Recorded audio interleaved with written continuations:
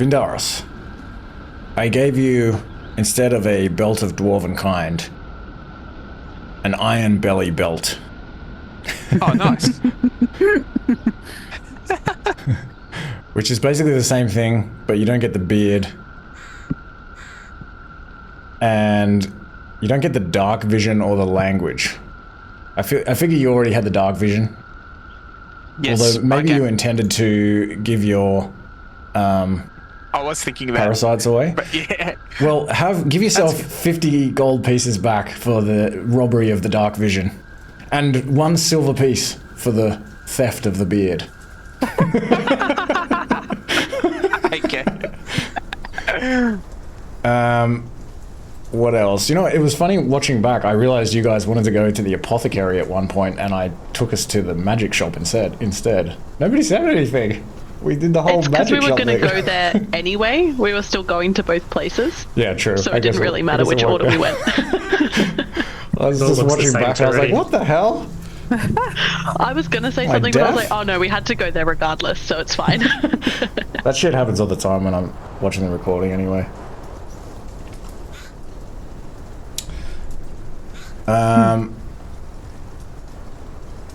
What else?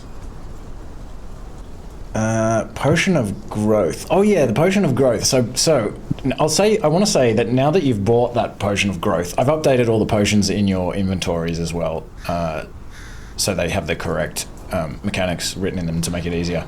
Now that you have purchased a potion of growth and had a chance to look at it, you can confirm that that pot of soup or whatever it was that was being boiled by the beetle form insectoids in the ruins way back when you first took the place over, that is indeed also a potion of growth. Do we keep that soup? I don't know what's happened to it now. I feel like, yeah, I mean, you kept kind of putting it aside. The Suskin told you to pour it out, but I feel like it might still be there. I don't think we did. So I guess it depends whether someone else drank the forbidden soup and became big.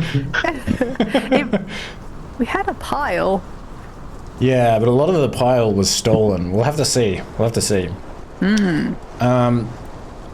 What else? I checked the calendar, and the moon wouldn't fully disappear until the 24th, because I was thinking because the year is longer in Ascentus, that maybe the way that I'd set the moon phases up would mean that there would have been already a new moon, so you wouldn't have been able to find the spirit tree.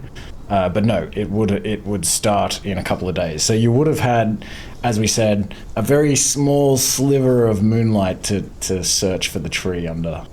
So I guess that was enough. And I had to think about Smorgon's decree and how it applies to magic items. I'm just going to say that it's kind of included in the decree that magic items, powerful magic items, perhaps like rare or rarer, are also considered contraband. And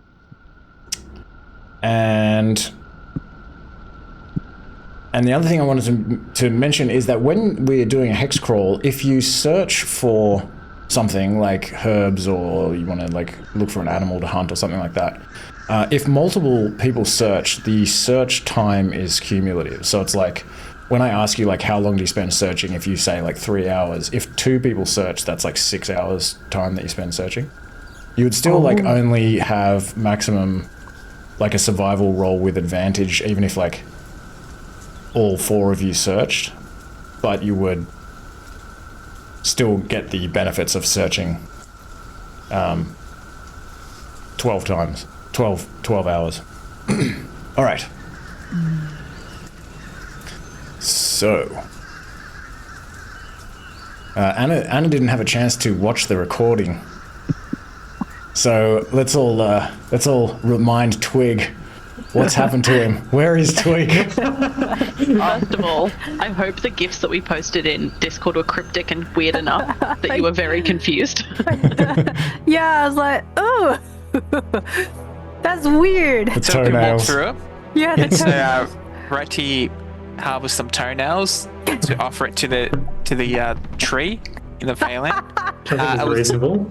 Yes. What was it? A gift for a gift. Yeah, a limb wanted for a limb. a piece of limb for a piece of you a piece of Reti for a piece of the tree. Yeah. And then Which he he watered watered. them, Yep. Oh, tried to make them grow, and that didn't work. So then you. Surprisingly. So Actually, then he cast what's it called? Plant growth. plantation. Plant Yeah. growth. I want to say. Is it plant growth? I think so. Or wither and bloom or something like that. Yeah, which takes 8 hours to cast the sort of stronger version of the spell. wow. So during those 8 hours, Vindaros and Twig decided to have a rest, a long rest. Makes sense. Understandable. And- which Twig started the long rest, and Vindaros was on the watch, and we happened to be in a Feyland. So, Oh, Or Twig Eyame was on watch, sorry, Yame. and you That's and right. Vindaros and Twig were going to sleep. That's right. But yeah, Twig fell asleep first, and then he vanished.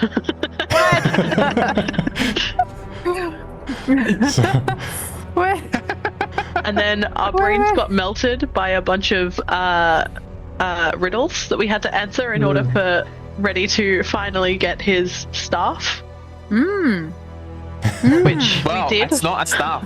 It's actually a branch. Well, it's a branch. It's not a that staff yet. Because you gave toenails. I don't think it is. I think without the toenails, we wouldn't have gotten it. Yeah, the toenails you really mean made like it. if it had been something better than toenails, they would have given you a fully formed Yeah. staff. But they were just Yeah, like yeah. toenails. You could carve this up yourself, man. That's gross.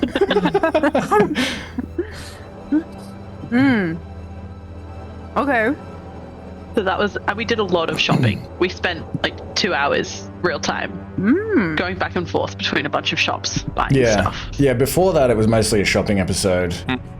There was a bit of little bit of drinking in the Oaken Hall. yeah, some of the purchases, if you're interested, Vindaros has a nice shiny belt now. Oh, the belly, iron belly. Iron Belly, yes. And he's holding quite a selection of potions, Ooh. fun potions that we sort of Ooh. threw around. So we've got Potion of Growth. I'm sure we also brought Potion of between. It's spread out throughout the team. I've got a potion of fire breath. Yes. I also have the dust of sneezing and choking. Ooh. And Twig might want to check his bag because you probably find the oil of slipperiness Yes. as well. Yeah, I saw. That was a fan favorite. So, Excellent. and dust of disappearance. I Oh think yes, it's- yes, I have that. That's cool. Yeah. Yeah. And I've got antitoxin as well. Oh yes, me too. Just in case you poison yourself accidentally Just in case I accidentally poison us. Happens to the best Because of I us. think you put some poison in. Oh no! You filled one of your poison jars with ale, but you've Correct. etched the side of it with a tick Okay. mark for Yes. safe to Everything's drink. labeled. Okay. Good. to international standards. Yes, I have to follow health and safety protocols here. Come on, it is the Bronze Age after all. I've also got potions of healing. Yes. Yeah, I put Yes. those in there. You wanted Yes. a couple of potions Yes. of Yes. healing. Yes. And a potion of advantage in case you're after it. I'm popping it. Ooh, nice. So I'm just stockpiling these for whoever's interested. Nice. This is gonna be good. I want everyone to grow and breathe fire and like be oily. That's true. You could just do all of them. And make everyone. So we're gonna have dusty fire breath, non-toxic, on someone who's slippery and gigantic Yeah. That's awesome. with advantage. And as we're walking out of the area, we slowly dozed off. We couldn't help ourselves but fall asleep. Oh no. Yes. So, yeah. So they had a look for Twig in the Elfenian penumbra, assuming that's what it was, but couldn't find him. So they eventually tried to get out of there, and they walked for a very long time, and then they just sort of became very weary and dropped off and collapsed in the forest. And so it is now 2 a.m. and you, Vindaros and Eyame and Reti, you open your eyes and you're in the Ghostveil, and it's pretty cold. It's about like 6 degrees Celsius, and the wind is blowing eerily through the trees around you. The forest is strangely silent. You don't hear any birds or bugs. And you wake up and you're feeling very, very groggy and tired. You don't feel like you've gotten any sleep, even though you kind of feel like you're waking up from sleep. You don't feel rested. You're all just sort of scattered around, lying on the ground on this bed of leaves among the ferns. Maybe there's this large trunk of a fallen pine tree nearby, covered in moss. And at first, you look around, and no Twig. But Twig, you also wake up on the forest floor. Maybe I'm thinking like a minute or two before they wake up, and like you're, I think, some way off, like just a little way off in the forest, not that far. You don't see each other immediately. What do you do? How do you all find each other? Do I recognize that this is the Ghostveil that I've woken up in? You can tell by the trees and the undergrowth that it looks like the Ghostveil from what you've seen in the past. You haven't seen that many forests in this area. You've only seen 2, and they are both relatively distinct from one another. So yeah, it's probably safe to assume this is the Ghostveil. I don't know. I think I'll just sort of, pick myself up and sort of wander around shakily. Guys? Guys?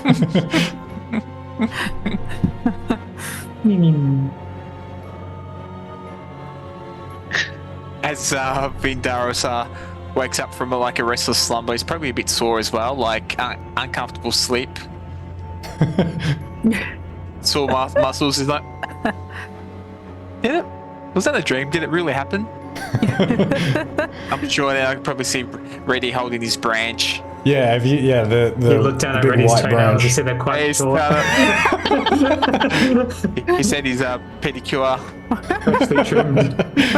Which you wanted to do with an axe, by the way. That's right, I did bring out my axe.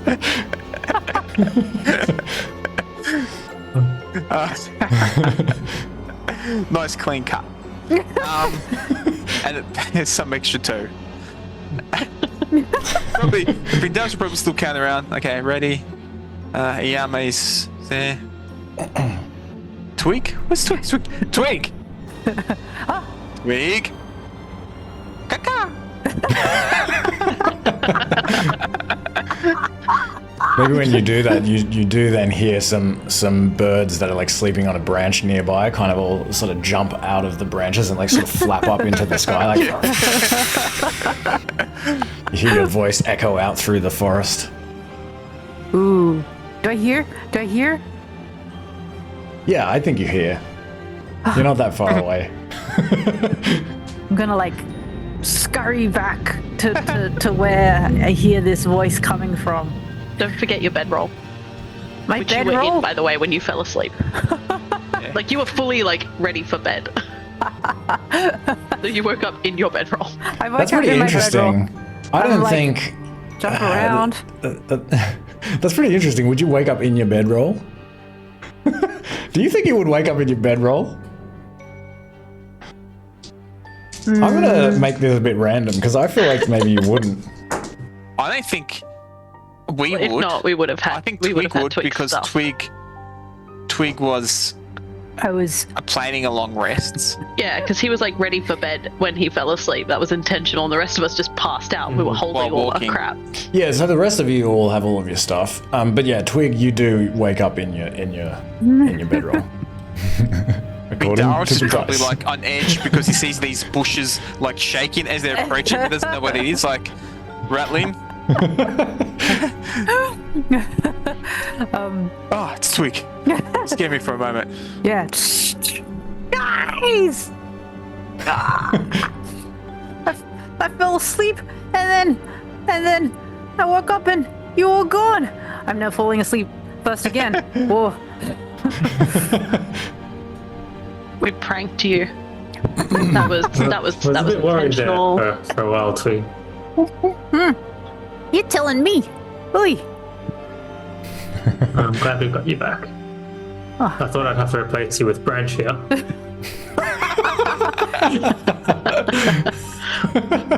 We've got Branch, Leaf, and Twig. I love this. Branch when is Eyame much bigger than dies. Twig. And Vindaros says trunk. Yeah, when Eyame dies, I've got to pick a tree-related name for my character. Stump. That's it. Set. It's going to be Stump. That's canon. My mate's Stump. Back at camp. With a wooden leg.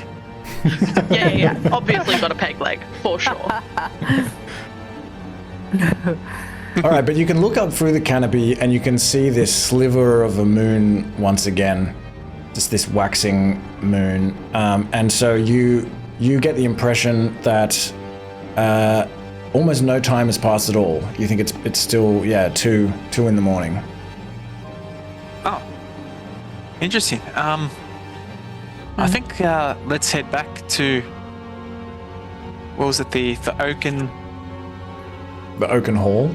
The Oaken Hall, yeah, because we did pay for a room, ready to wind down in, and maybe see out the rest of the evening there. Yeah, so you can head back to Verdelade. And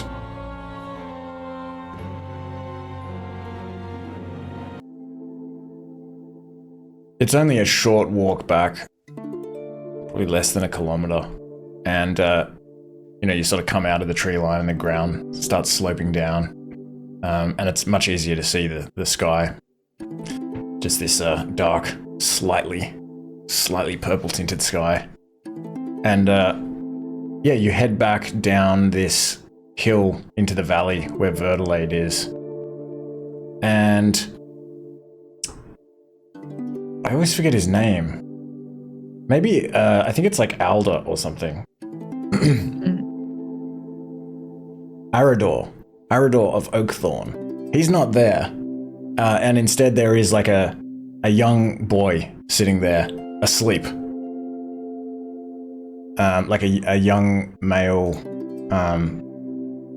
deerfolk, of course.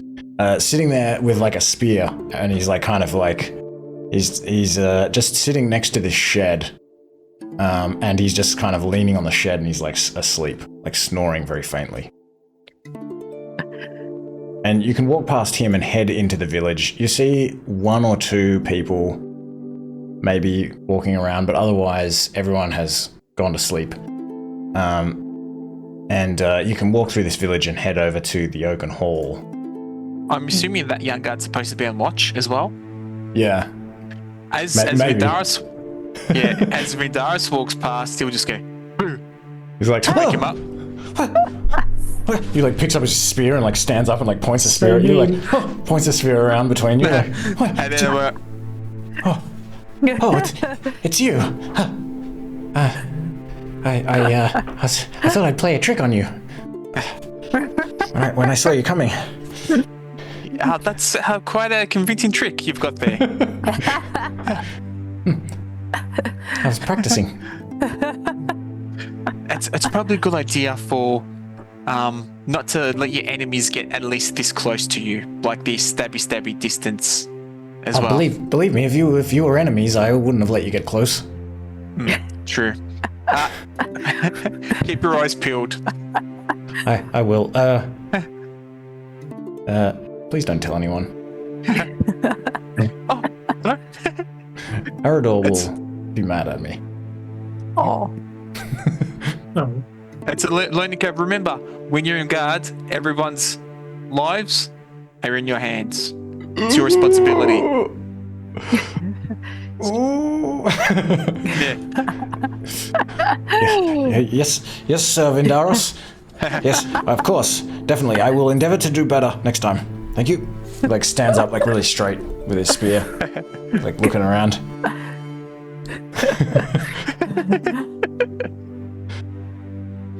But yes, you can head back in, and you go up to the Oaken Hall, which is near the center of town, past all these mud brick and thatch roofed huts. This is this 2-story log building that actually has like a chimney and like shuttered windows. And you can call into this building, and one of the 2 bartenders and owners of the place comes to the door. Tintus, this deerfolk Ungul with dark brown fur, and he's just wearing this sleeveless off-white tunic, and some flax pants, and he's sort of rubbing his eyes like, "Oh, it's you. Welcome back. Well, what time is it?" "Just after midnight. What have you been doing?" Just going for a stroll. Just making sure the perimeter's in check. "Oh, thank you. Appreciate that. I don't know if I trust that boy that Arador's been training." Yeah, well, we will have to start somewhere. That quite right. You've already paid for a room, haven't you? Why don't you come in? Yeah, thanks very much. He welcomes you in to this large square common room, held up by wooden pillars, and it's pretty empty in here. There's nobody sitting around at the benches drinking or anything like that. Everyone's gone home. And upstairs there are 4 rooms for travelers. You can walk up these like log stairs, which are like probably a pretty impressive feat of construction as far as you're concerned. Although you've seen like some stone stairs and things like that in the castle. But yes, you head up here, and how many rooms did you? Just one? I think we just got the one. If it was for 4, yes, it'll just be the one. Yeah, it would generally be the case, I think, that travelers would sort of sleep communally on the floor on just various animal skins and things like that. Although I guess in an Ungul village, maybe less animal skins and more like woolen like bedrolls and stuff like stuffed with straw and that sort of thing. And so yeah, you've got like a room all to yourselves up here. It's a little bit cramped. This place isn't like huge. But Tintus kind of sort of motions for you to go up, and he kind of, well, maybe he leads you up the stairs and opens the door and says, "Here you go. Enjoy your night. I might go back to sleep. I've had a little bit too much to drink myself." Thanks very much. I think we're going to do the same as well. "See you in the morning." He heads back down the stairs. Coconuts.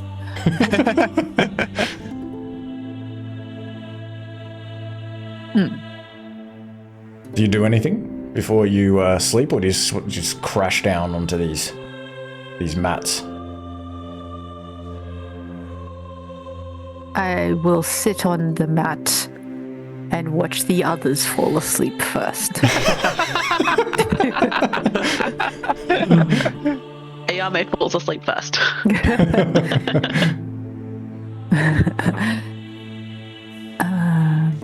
Can I identify something? Yes. This pouch with sigils. Okay.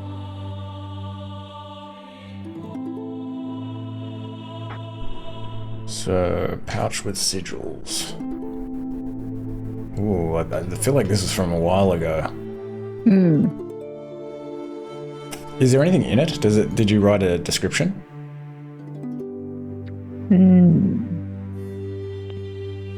No. Okay. I think maybe it was from the Zenzetsu tomb, but like above. Ooh, I don't know. It has a pouch picture, or though. a bag.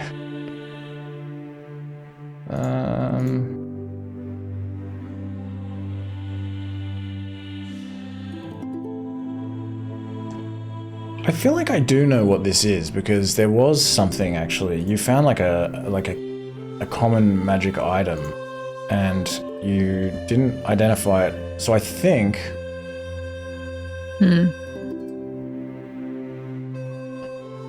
Oh, do you have any other strange pouches with sigils? Any other magic-looking pouches? This must be the one. No, I think it's only this one. Okay, let me see. Give me an Arcana check.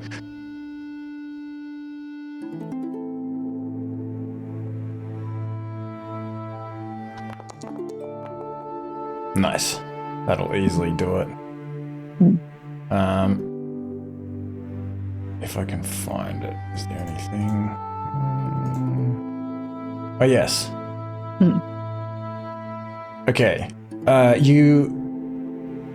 You spend like a couple of hours trying to identify this thing. You can't exactly recall. Well, I guess with an Arcana check, maybe you would even recall some lore. I'm going to say that you don't recall lore because, like, I don't know where you would have read about this exactly, but I'll say that just using your intelligence and your kind of sense of the arcane, you think to try some clever things with this bag. And one thing you try, you open it up, you put your arm in, nothing happens, it seems like a normal bag. But one thing you try is you speak into the pouch.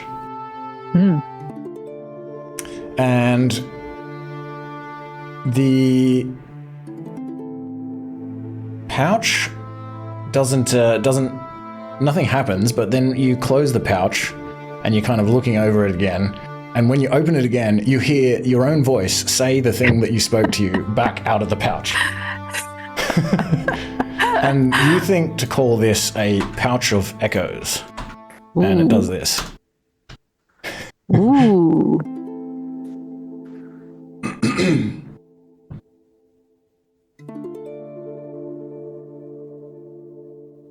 That's so cool. 1 kilogram, not 1,000 worth of small objects. You get what I mean?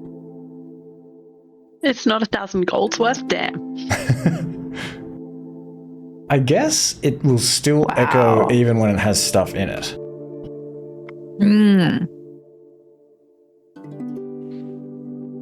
Cool. But maybe we can say it won't echo as well. I was thinking it would be pretty cool if you put like some twigs or some not actual twig in there, but like I was gonna say leaf, not leaves, but like a branch or something to do like I don't know, something foresty. And then when you echo it, it sounds like you're in the forest. If you put some sand in there, it sounds like you're at the beach. Like that's cool. At the beach. What else if you put sand, cool. Tree, ice, and maybe like rocks for a cave or something? I don't know. You just get static. You just get shh. Yeah. All right. So if it has contents in it, I don't think it'll echo. The echo may be distorted, or at the very least, flavored by the contents.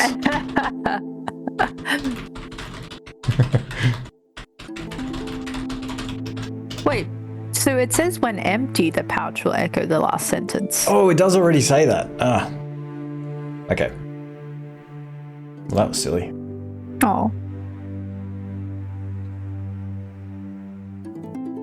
Still, I like the idea that it, I like the way we modified it. Let's go with that. Yes. Yes. So it's like more like that. Ooh. Awesome. Does anyone else want to identify anything or do anything like that? And does everyone else eat or drink for the day, or did anyone already do that? We did that in the morning, Okay. so we should be good. Yeah. And do you all sleep, or do you set watches or anything like that? We'll set Bedtime's watches. already. Oh, fine. No, Twig wants to go first. No! No, didn't you say you want to watch everyone go to first sleep? watch. Oh, first watch. Yeah, first watch. Yeah. Yes. Twig will go first. Eyame will go last per normal because he's already asleep. All right, cool. And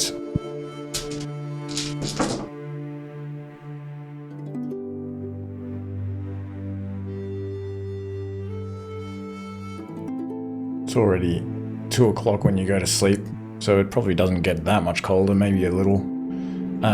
And let me see. Let me just check the calendar, see if anything happens today. Ooh, that happens. Shit. Oh no. Oh, All right.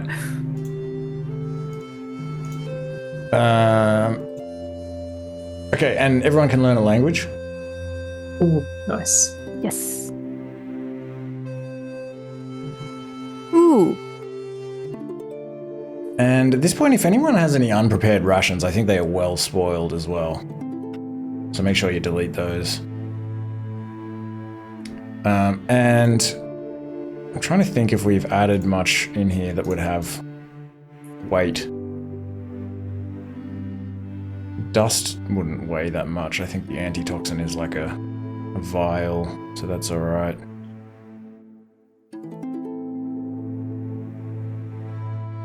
Reti, I don't think you didn't really buy anything.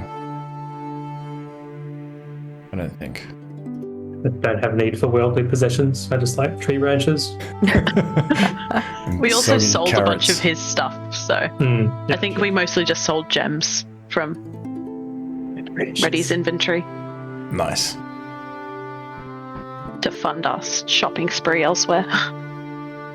That's right. And then Twig, you've got all of this stuff, but I think we've already mostly gone over this. You just kind of sold some of it. I think it's generally pretty good. But I think I am overburdened. So you can carry up to 45 kilograms before you lose 2 meters on your speed. Oh yeah, you are overburdened.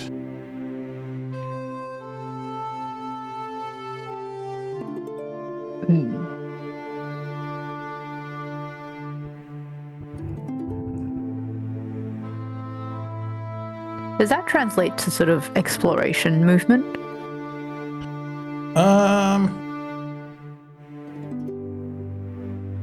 Maybe a minor over, but if it's just one of you that's like, yeah, maybe not. It might slow you down a little bit. Like maybe I would take into account in certain roles and things as well, perhaps.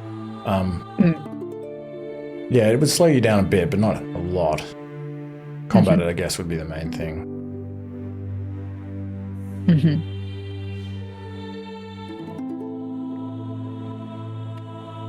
Vindaros is happy to help out, carry some, if anything. Would you have about 4 kilos spare? 4 kilos. That's, I think one of my balls is less than 4 kilos. One of your what? My paws, elephant pads, or Feet. feet. Elephant feet. Didn't we look that up in like the Yeah, last we had that campaign? discussion. I'm like, Absolutely. is it 4 or... Yeah, that's fine. What would you like me to hold for you? Got these alchemist supplies. They might prove useful, but I haven't used them yet. Okay. What do you think? I could say bingo. I think he's holding a cartographer's tool set, herbalism kit, woodcarver's kit, carpenter's kit, smith's tools, bone carver's tools. He's nearly got the set. Yeah, that's fine. I'll show you where I packed it in case you need it. Oh, great. Thank you. Oh, in there. Whoa, there's a lot of... Whoa, oh, yeah. Past these bone carver's tools. Okay. Twig just straight up climbs into his pack and disappears. You just hear him muttering. Okay. Is there a way to give it? Oh, yes. I think Give item. Here we go.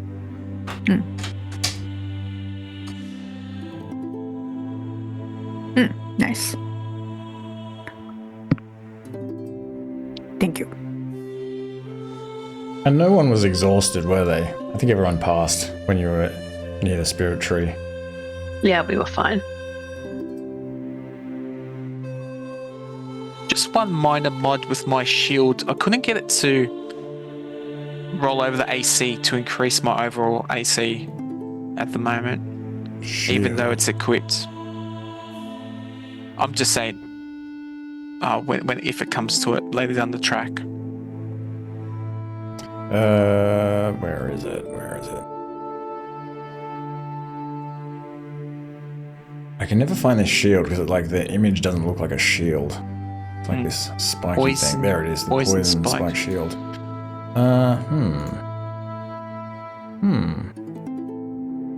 Achievement not required. Armor class 2. I wonder if it might be because of something else that's affecting your armor class, like the... I don't know.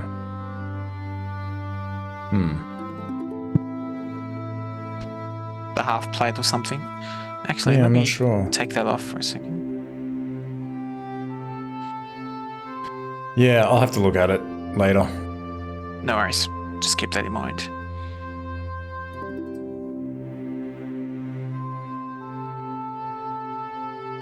But yeah, if you don't do anything else, you have a pretty decent sleep in. Perhaps you hear some people through the floorboards begin to move around because you got to sleep pretty late. You're pretty tired, and so you sleep until sometime in sort of mid-morning.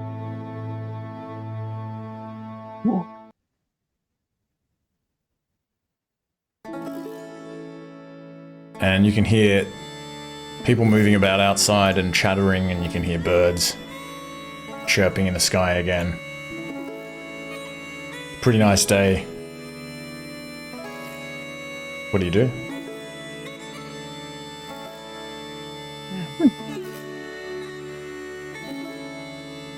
Reti, do we need to do something about your branch? Yeah, can I sort of take a look at it and see, now that I've got a fresh mind from resting, what I'd need to do to actually pull the stuff out of it? Do I think it's something that I could do myself? Or? You think that you would need some skill with wood carving, but it doesn't... you have no reason to think that you would need to do some sort of magical carving or anything like that. You just, in order to wield it as a quarterstaff, you'd need to just, kind of carve it down. Carve it down nicely. If only I knew a proficient wood carver. Fancy that, Reti. Watch out, Vindaros. Vindaros is smoking his pipe that he's carved out.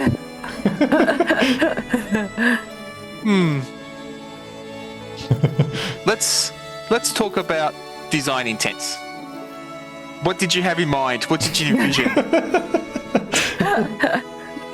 I was thinking stick good for whacking people with, about this here long.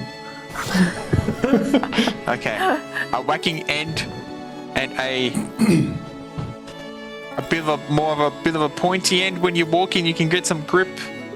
Well, possibly. I do like using it to walk, but I know you've seen me fight. I quite enjoy whacking with both ends of the stick. Would you like to reflect some of your heritage in there? Some symbols, possibly? Some family traits? of the Reti clan. The long necks. Yeah. Of the long necks, yeah. As long as it's a long-necked staff, I can't imagine what else. But maybe there's some. Maybe I could give it a think, and some inscription or other sorts might be. We can always add that later. Okay. I'm not going anywhere. I think that you feel that if you're proficient with the tools, it'll take you a day. If you're not proficient, you can do it as well, but it'll take you maybe 2 days.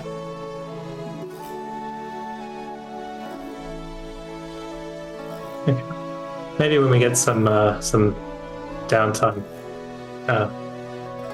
we could work together. I'd love to see how you work. Do you need it to cast spells? Is it something that we should look at sooner than later? I don't need it to cast spells. I mean, I can perform magic without it, but I won't be able to be quite so effective in combat as I was. I prefer to have the staff and fight with it, but I you can make do with that. You actually left your other staff with the tree. Mm-hmm. But I'll say also that when you hold this branch, you can feel your own energy sort of wants to channel into the branch. You feel like you can use this as a casting focus. We have no need to be anywhere. We can stay here for a couple of days.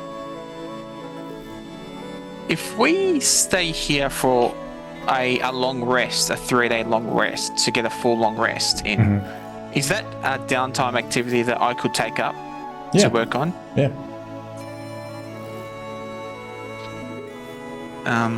Because even if we start looking for these snake folk, we definitely need a long rest before we head out, so why not for now? Yeah, more power.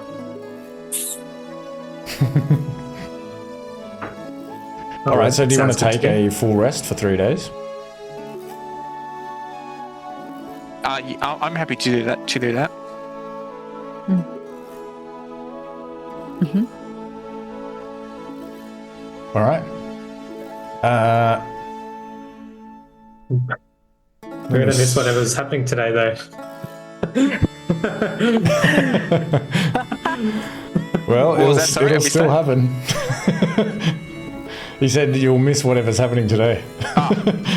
It's Twig's That's birthday.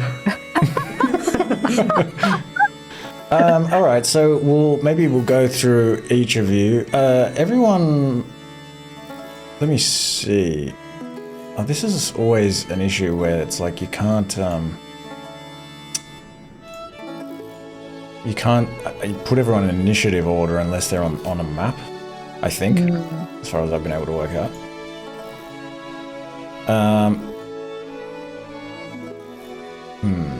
I'll take us back to here. Give me an initiative roll, and then that way we'll go in that order to work out who does what during this full rest.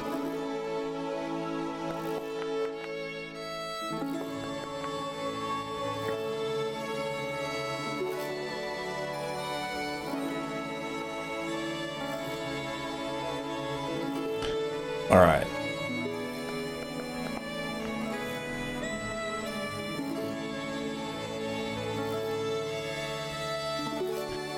Okay, so Twig, what do you do during the full rest, during your downtime? I was hoping to scribe some of these bind runes. Okay. I think it's like 1 day per bind rune. Let me see.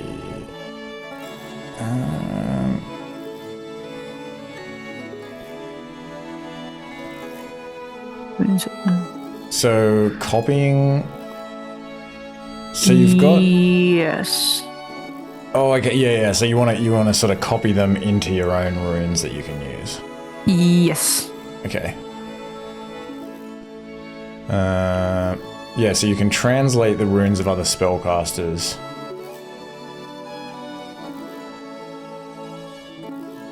They have to be for spells that you can prepare. Which spells are they? So there's Animate Dead, Speak with Dead. Oh wait, I already have Animate Dead, but Summon Undead. Oh yeah, Speak with Dead, Summon Undead, Animate Dead. And was there also something that you hadn't identified? I feel like... For some reason I thought there was... Unidentified. Oh yes, I do. I have an unidentified bag. Yeah, I have Lightning Bolt, and I have an unidentified one. Where's... Oh yeah, Lightning Bolt, unidentified. Okay, cool. Could I also try to identify that one? Yes. I'll just say that seeing as it's a full rest, you've got plenty of time to look at it. We can just identify that one. That's okay. Where was it? I think I remember what it was. It is... Stinking Cloud. Awesome.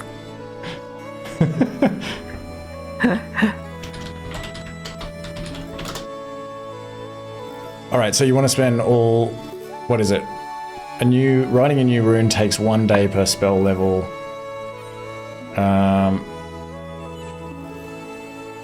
If it's from your school of magic, then the time is halved. So you can do 2 in a day if it's from your school, which I don't know if Stinking Cloud might be. No, it's Conjuration. Oh yeah, okay. Sweet. So I feel like... Okay. Speak with Dead and Summon Undead would be 1 day. Okay. And then Stinking Cloud will be another day, and Lightning Bolt would be another day. Alright. Let me see. So Speak with Dead and Summon Undead. I'll put these in your spells. Speak with Dead. That should be in there now. And Summon Undead. And Summon Undead is in there now. So that was 1 day. And what was the other thing? Lightning Bolt is 1 day? Okay. Lightning Bolt. Is that a 3rd level spell? That's a good point. I feel like... Oh no, it is a 3rd level. I thought maybe it was 4th level. Okay, cool. Alright, Lightning Bolt. So that's 2 days. And Stinking Cloud. Okay. And how do you... what do you inscribe these runes in? Oh, you have like a belt or something now. And I have a enduring spellbook. Oh, that's right. Cool. All right. So just make sure you add those to the list in the enduring spellbook. Yeah, okay. And I think it's got these weights that were from when you were inscribing all these things on the bark, but I don't think that's applicable anymore, really, because it's all in this rune book, which is like a slip book. All right. And how do you survive for these 3 days? Are you just eating rations? Can we get anything from the hotel? I think at this point probably not for free anymore. But yeah, you can certainly pay to buy food from them. From the Oaken Hall Hotel. You can Twig, you can start a tab if you like to our room. Yeah. I'll open a tab and sort of like ensconce myself in the room. I'm like, I'll ask them to like bring food up to me and stuff when it's like dinner time. Like I'm like furiously scribing, you know. All right. Well, maybe they charge you 2 silver pieces per meal. Okay. So just 6 silver pieces for the 3 days is sufficient. Okay. We can assume that you eat We can imagine that you eat other, breakfast and dinner. But you only technically need to eat that many. Well, I don't know. What do you do? Do you need fuel for the brain? Are you just like, more food? It is nearly Christmas after all. But not in Verdelade. I will eat 10 meals. Not 10 meals, 5 meals. So that... Okay. I don't... Oh, no. 10 silver pieces. Just make it easier for myself. Okay, yeah. Five meals. Yeah. Sweet. All right. Is he And like eating at like random times? Like whenever he's like, oh, I feel starving. I've been focusing on this for 6 straight hours. You just like called out, I need some food in this room. Yes. Feed me. And during this time, what are you thinking and feeling? And do you say anything to anyone? Or do anything? Or are you just studious the whole time?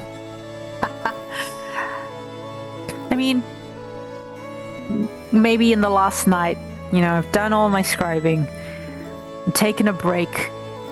I'll turn to these guys like, what do you think we should do now, guys? I got all these cool spells. And it could be slippery if you need.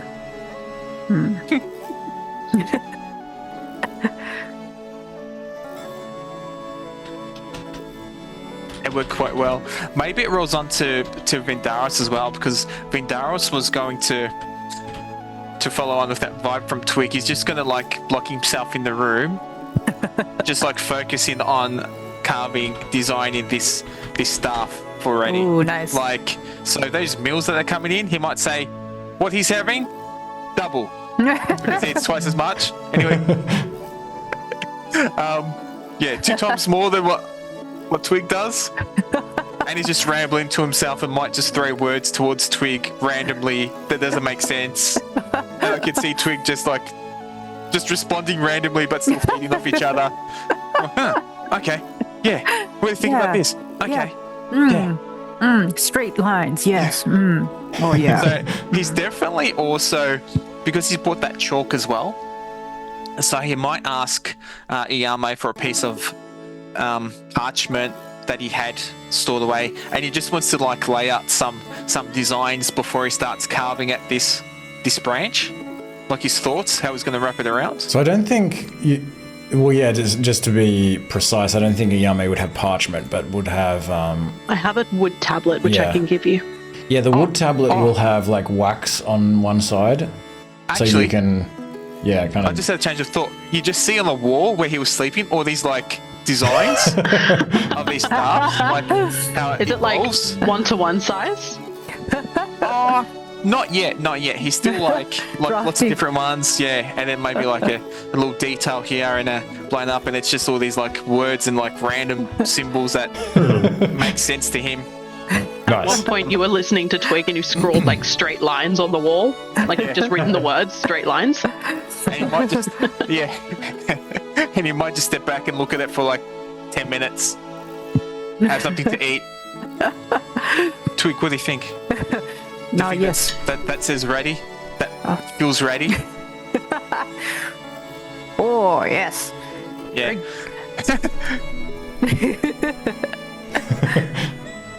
That's the hitting part. Actually, both points are hitting points. Oh, yes, Reti does like to hit. Yeah. That was the scope of works from the client sent me. Hit both ends. You've And you might see basically like just a drawn little, up a full proposal on the wall. yeah, you might see like a little checkbox, tick tick. So he's also in that mindset. All right, we'll make sure you deduct 20 silver pieces for all the meals, No problem. and it'll only take you a day to make the staff. I won't get you to make a check or anything like that. What do you do for the other 2 days? Good point. I would actually, if it takes a day, that's good. Vindaros was happy to spend a bit more time just to make sure it's right, and that's what Reti's after, like the feel for it. I come back to you with like a whole new set of demands, like redo the whole thing. I'm like, Twig, the client is the number one threat to all projects. Curly lines, yes. Well, if He wants you 3 points to hit for a 2-pointed staff. How am I going to make this happen? well, if you don't want to do anything else specifically, maybe we can just say that seeing as you're interacting with Twig and Reti, you can learn another 2 days of language, so you can go down to 20. Thanks. On your jungle I was comment. thinking maybe 2 days of staff making and back, and then just cut Reti off. Like, this is too much. And then the last day would be probably talking to the Leguthia and just picking her brain about the snake folk. Any lore about it.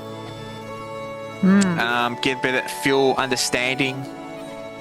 Yeah, if you go to speak to Elder Leguthia, maybe she is. So she is back in the sort of town center near this large pyre on this big stone block in the center. She's off to the side where you first met her when she was kind of sitting with this large group of druids weaving baskets and things. But they are standing up and they are... perhaps she is kind of standing before them and they're all kind of standing there listening to her, and she's kind of delivering some sort of some sort of natural sermon of sorts. And they're kind of chanting together and that sort of thing. And they sort of just finish up as you approach. Maybe you have to kind of stand there and wait for a moment. Unless you interrupt. Do you interrupt? Oh, no, definitely won't interrupt. I'll just take a seat and wait for it. And many of them kind of sit down again and return to weaving baskets and maybe doing other things around the sort of central area, or they kind of go back to their various tasks. And she kind of comes over to you and Elder Leguthia, I want to remind her about what she looks like. She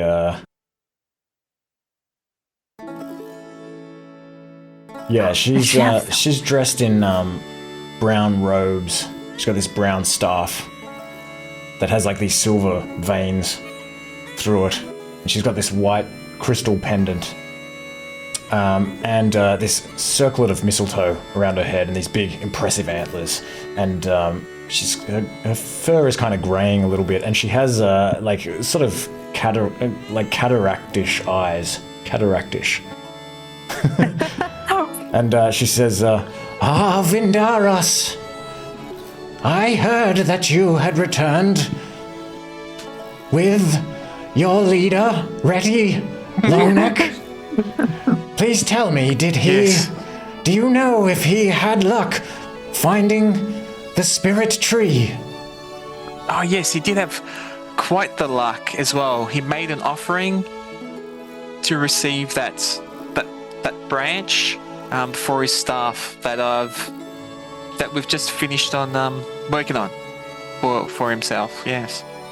I am glad to hear it. And there was no trouble with the fairies or the fae.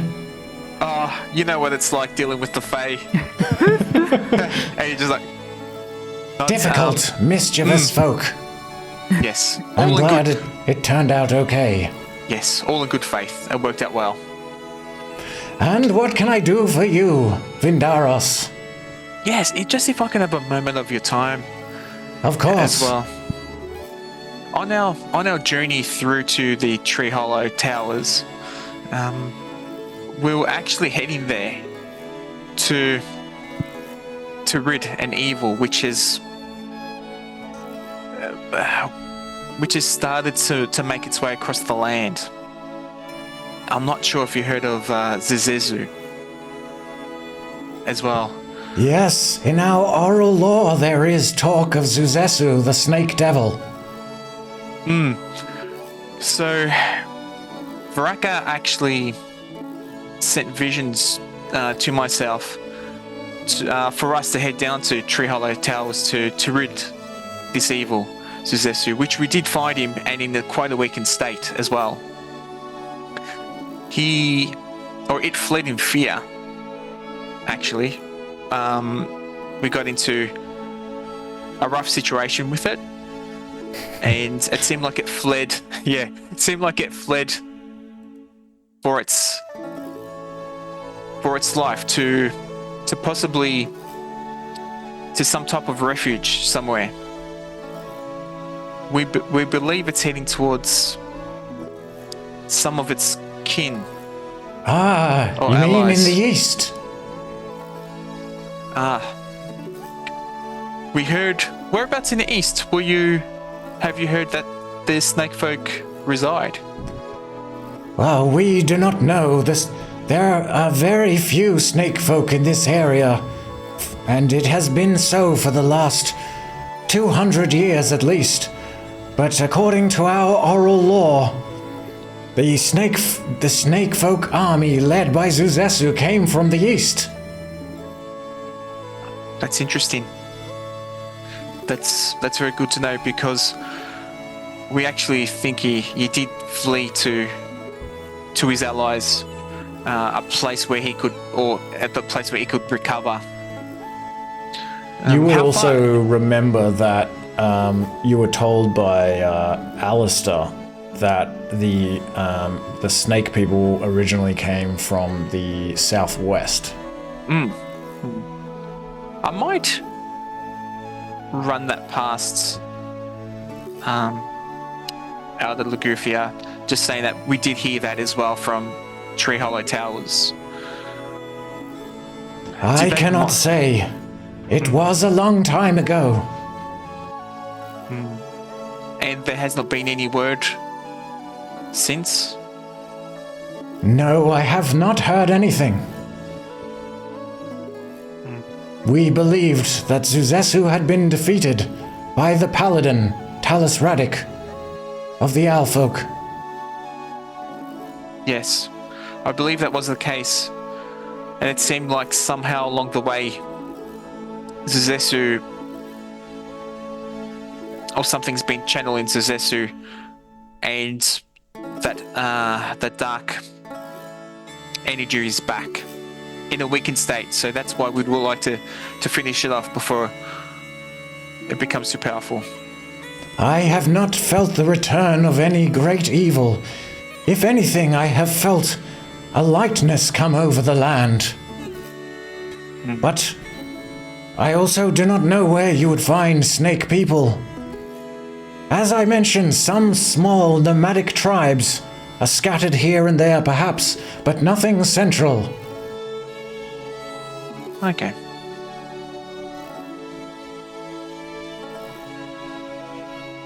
Yes, definitely send word our way if you do hear any unusual stories around these lands.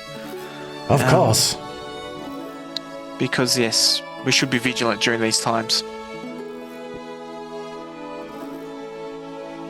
You and your people live only some short distance to the north. In the old ruins there. Correct. If we hear of anything, I will endeavor to contact you immediately. Thank you. And thank you for your time. And Vindaros will head back. It is always my pleasure, Vindaros. Farewell. I'll pass the information on to the group as well, to digest.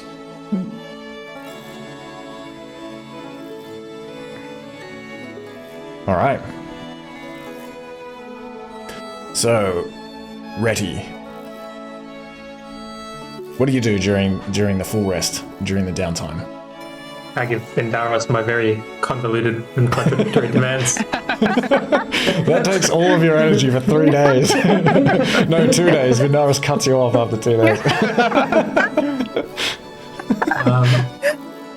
I think on the third day, I was wondering if Eyame actually was still looking for some herbs or was planning to look for anything.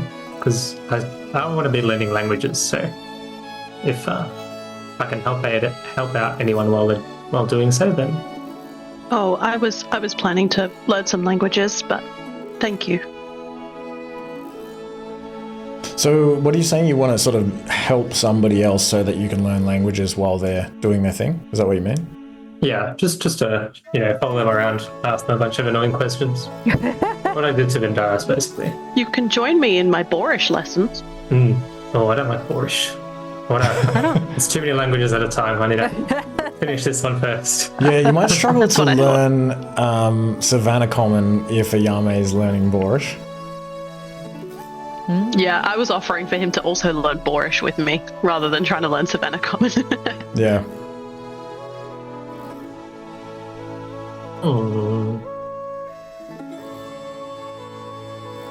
We can say, I mean, you were interacting with Vindaros a lot about your staff. You would have learned all sorts of words from doing that. So if you want to spend 2 days learning, like just hassling Vindaros, we can say that's 2 days of language at least. A lot of swearing learnt. I was going to say there would be a little bit of cursing, a little bit of swearing. He learns very casual Savannah Common. It's very colloquial. A lot of Savannah slang. Yep. Slang Vanna.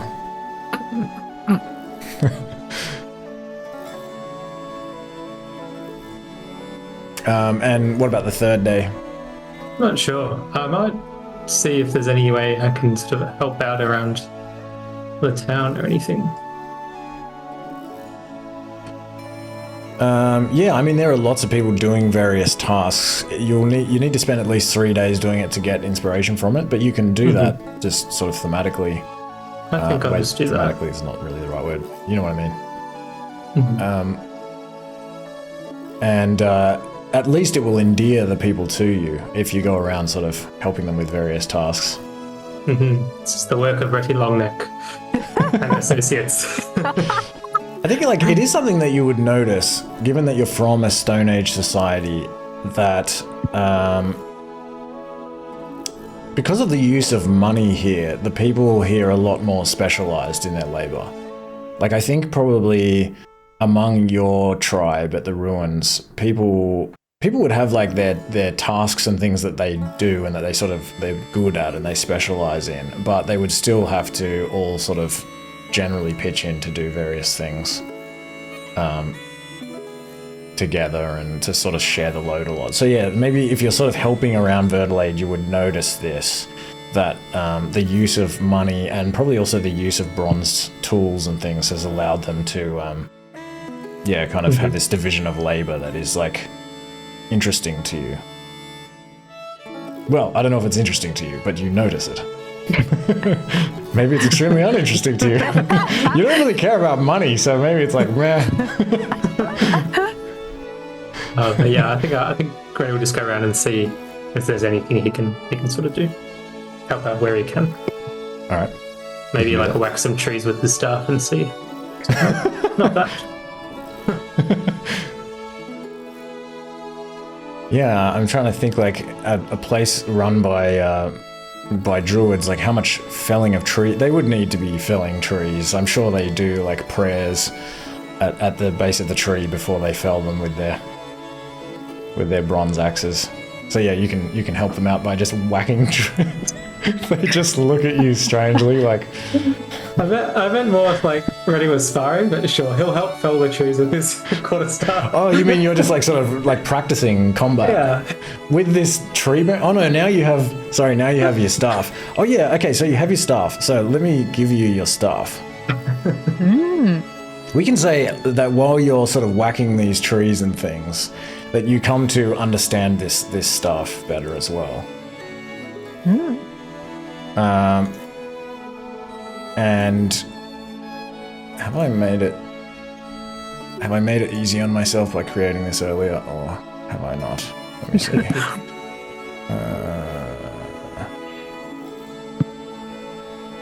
I have not. For the ease of past me, and the difficulty of present me. Okay. But I think I've written down what it does somewhere. Bear with me.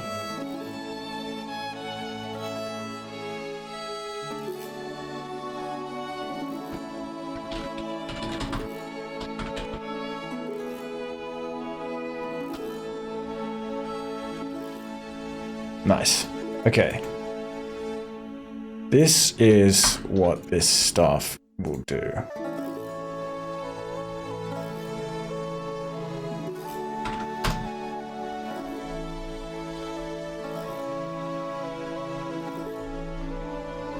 So yeah, we can say that you attune to it while you're out there whacking trees. Whoa. So +1 bonus to attack and damage rolls. Whoa. And when I thought you would like this. When using Shillelagh, the duration of the spell is 1 hour instead of 1 minute, so you don't have to keep casting it every time you're about to leave. And the damage die is a D12 instead of a D8. Staff has 3 charges, and Cool. yeah, so you can cast Fairy Fire or Speak with Animals for 1 charge, Summon Fae or Absorb Elements for 2 charges, and Lesser Restoration or Spike Growth for 3 charges. Awesome. How do you think I've just whipped up a Reti staff in the chat? Oh. I don't know. That's quick. Wait, what do you mean? Oh, like an image or something? Oh my Yeah. god, it's so cool. Turtle. Oh my gosh, it's beautiful. Awesome. I like that It is quite both ends turtly. are pointy. But one end's Both ends. bulgy for whacking. You've outdone yourself. This is... Is the Yeah. client happy? When I gave you my list of requirements, I had no idea that it would be best to ignore all of them and just do your end.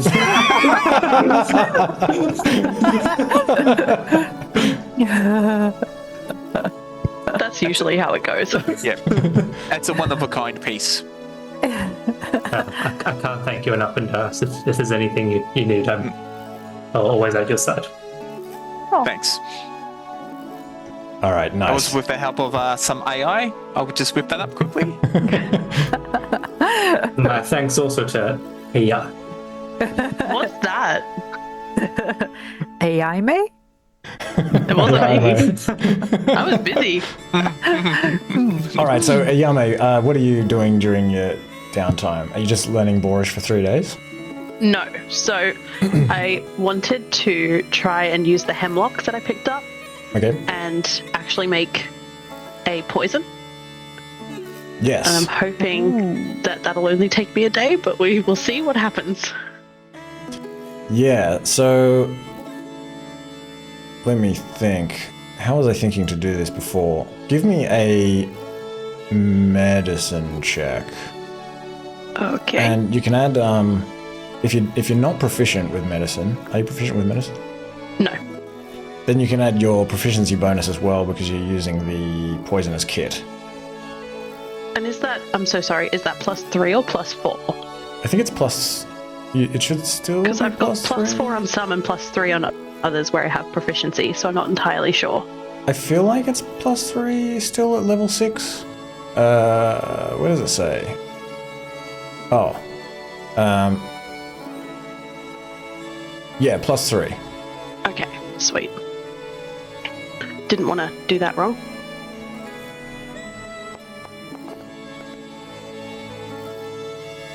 Nice. 15 will be sufficient. You can make a basic poison in a day. I'll give you a basic. Actually, I'm not sure if I have a basic poison prepared. That's okay. If you don't, I'll put a note in my poison jar collection. And on the bottle or vial or whatever I have, I'm going to etch a little hemlock leaf, which is like kind of ferny looking. It's like long thing with tiny little leaves poking up. All right. Sweet.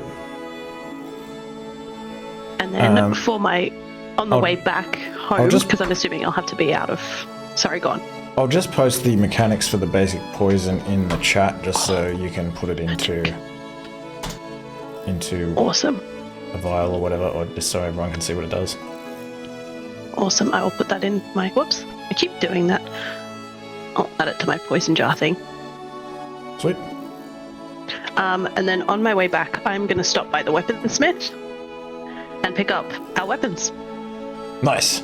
that we left. Welcome back. That was the reason why we had to stay. Jarek, as you begin heading over to see him, you actually see him coming up the path, and he's like holding both the warhammer and the sword, and he's actually on the way to find you, and you kind of run into him in the middle of the village. Yao Mei, can you understand me? I assume I would have borrowed the necklace because this is what I was planning to do. I have your sword ready. I'm confused and they'll be like, yeah. Excellent. And please also give this warhammer to the big guy. Okay. Ooh. Okay. Got it. And hopefully next time you put that sword through somebody, it doesn't bend so badly. Well, we will see. I'm hoping I can add to it this time and make it a bit more scary. Excellent. Add some more weapons to the mix, and then I show the dread claw hand, which I still have. Because I haven't taken the bracelet off, and go, ha! Yeah, well, I guess you've been like walking around with this like big monstrous left hand this whole time. So yeah, everyone, like I'm trying to hide it for the most part. Like I'm trying to tuck it away. I don't want to scare people, but I think people would I'll still like sort see of waggle it for I effect. imagine it's like big. Yeah. So people would still be like, I think there's something wrong with the Yao Mei's hand. Have you seen that? I caught a glimpse of it at one point. It's gigantic. I think it has claws, like big ones. And I'll like kind of just waggle it and be like, ooh. And how? Oh yeah, I didn't ask Reti either. Like how you survived for the 3 days? Do you guys both? I'm assuming I'm just at the Oaken Hall Sweet. Yeah, buying I think food. So just take off 6 silver pieces each for three days worth of meals, or 3 meals. Can I trouble someone else to take 6 silver pieces? I have exactly 0 money. Please. Yeah. Thank you. And the other thing I wanted to do was borrow a bit of extra money and maybe buy 10 torches to replenish my supply, which is out. Yeah, you can buy that from the Adventure Supply store. Do you have torches in your inventory already, or do you need one? I do. I can just change the quantity. Yeah, sweet. Yep. Too easy. How much are the torches? I'll take it away from my... Yes. Good question. The torches... Where's my... I'm glad you said that, because I completely forgot about the I was about to ask, because I don't have my book anywhere nearby. Where am I? I never know where I am. In the penumbra. I loved it. A long life in the penumbra. 1 copper per torch. Correct. Nice. And Yeah, I one don't Oh. have torches in my spreadsheet, so yes, if it says that in the PH, then yep, that's cool. Awesome. So just a silver piece, 1 silver piece. Oh, just 1 silver piece? Oh, so that's... Yeah, okay. for 10. Oh, okay, wow. So yeah, 1 silver piece for the 10. I guess they're just pieces of wood, really. With like a little bit of fabric wrapped on top, maybe. Oh yeah, true. Maybe with some like olive oil or something dipped in some. Well, maybe Yeah. not. That might actually start Oil to of get expensive slipperiness. then. It makes its appearance again. You got to pay extra for the oil. Lard.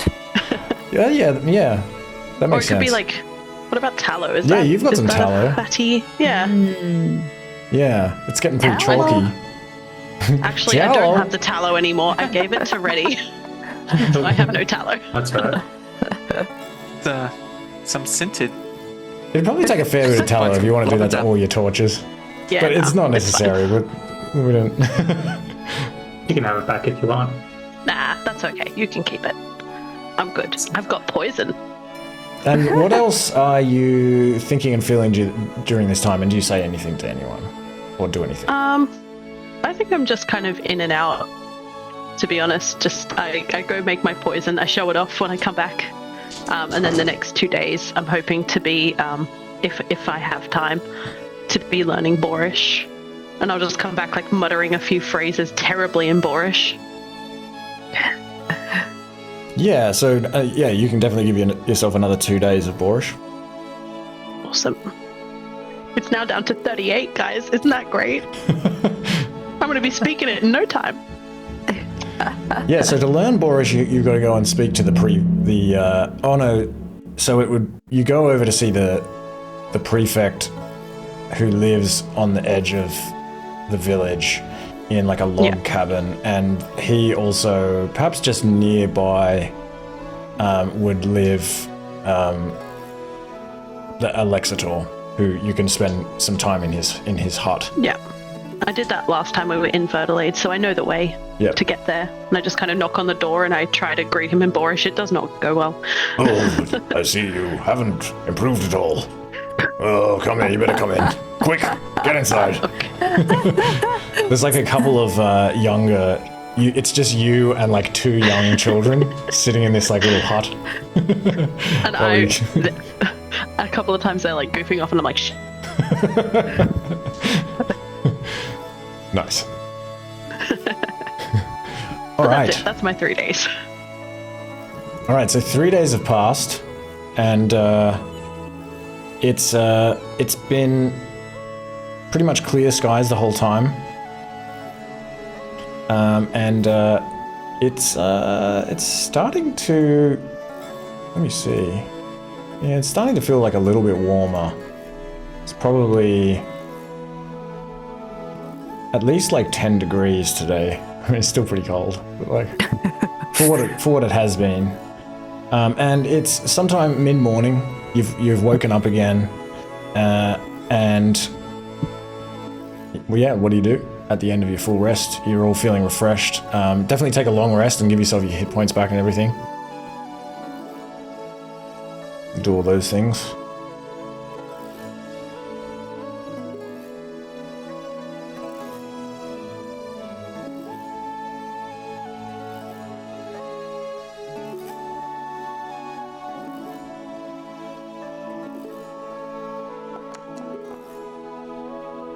And if you want to buy food for today from the Oaken Hall, just take off another 2 silver pieces, or in Vindaros' case, 4 silver pieces.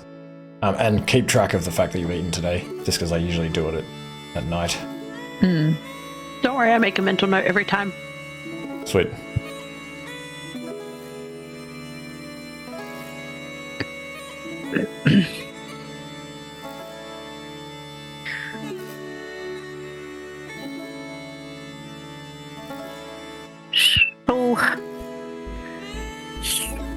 So it's interesting what they say about these snake folks, eh?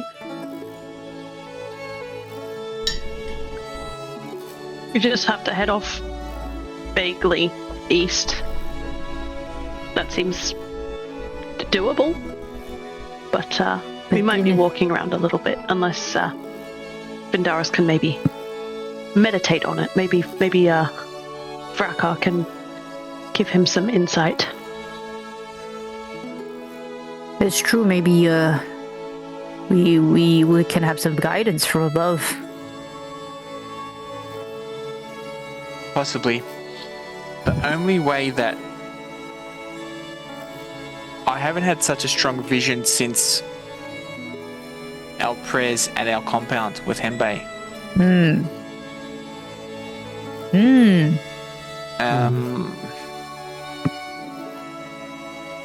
Do you think we should go there first then? It wouldn't be so bad to check in on everyone as well.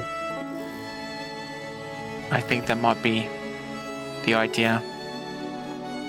Check in and then maybe put some time aside and see if we can cast a ritual to Vraka and maybe find out how Mr. Jones is traveling.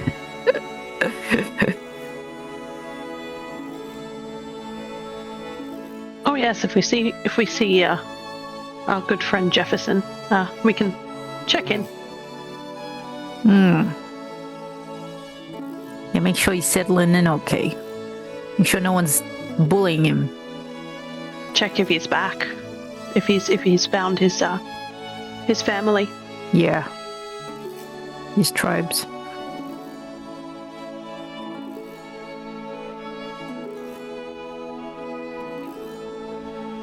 Okay, I think so we'll do that. back from whence we came. Okay. So, if you leave Verdelade and head into the forest, they all say farewell to you as you're leaving.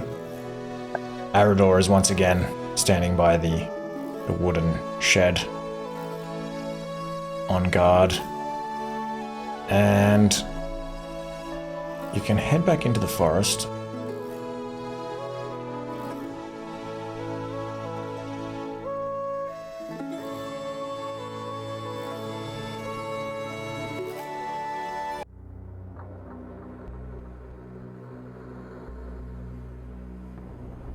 And begin heading to the northeast.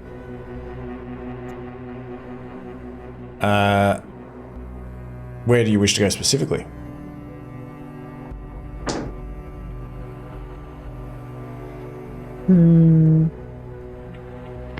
I guess just Northeast. northeast. I think we've followed a path a few times between here and there. Yeah, So is maybe it we'll just try and do that same. this path? You want to follow the path to directly to the east towards the Lonely Way? Yeah, I think we sort of went east and then up north. Sort of veered off at a point. We had like a little bit of a trail sort of thing. That went up to the castle. If you travel to the east along this road through the forest, you can move more quickly. Ah, yes. It probably only takes you about an hour to move 5 kilometers over to here. And you don't encounter anything along the way.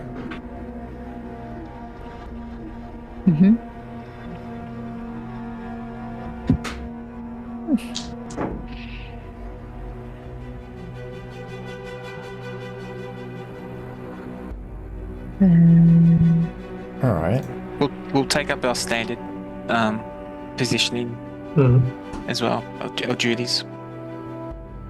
Okay, so what I've got is that Reti is sort of keeping an eye out for anything dangerous. Eyame. So with the navigation, what I was thinking is that you will need to decide whether you're navigating before. Like if I roll that you need to make a navigation check and you've already said that you're not navigating, then you can't make the check, sort of thing. So it's up to you whether you want to navigate or you also want to stand watch. No, I'm happy to navigate. That's fine. Okay. And Twig and Vindaros were also kind of keeping watch. So you're just all basically walking through the forest, sort of keeping an eye out, being vigilant? Yeah, if Twig's keeping an eye out, Vindaros will also assist navigating. Be 2 and 2, if that's okay. Yep, sweet. All right, so you can continue along this path for another hour. And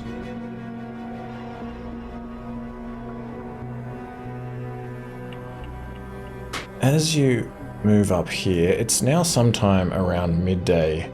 Sorry, are we supposed to be seeing the map? Because I'm not seeing it. I think my foundry might be broken. I'm just trying to check.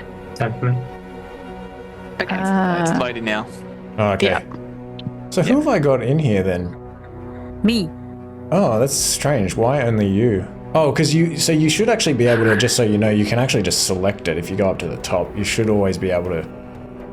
Like, I think you should always be able to go to the map. Oh, I haven't seen anything other than like there's a button that says "Strange New Land." But Yeah, that's doesn't, yeah. That if you seems to be like where I always am. I don't know. I'm confused. No, because you would have been in roleplay, but I think in the past Right. you weren't able to do this, but I've made it so you can click there. So okay. that way you can always look at the map even when we're in roleplay or anything.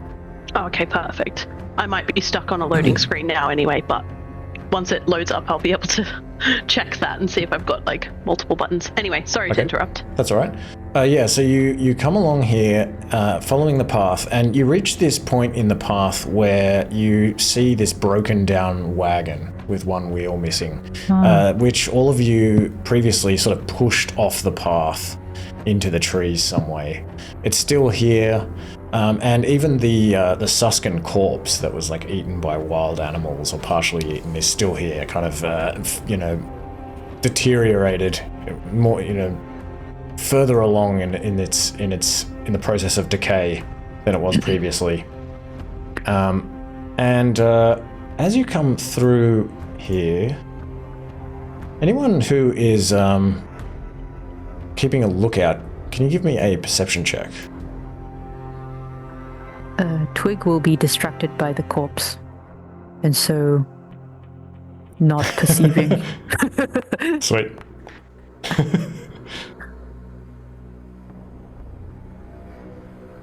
Nice. I mean, that'll do it. Reti, you notice something.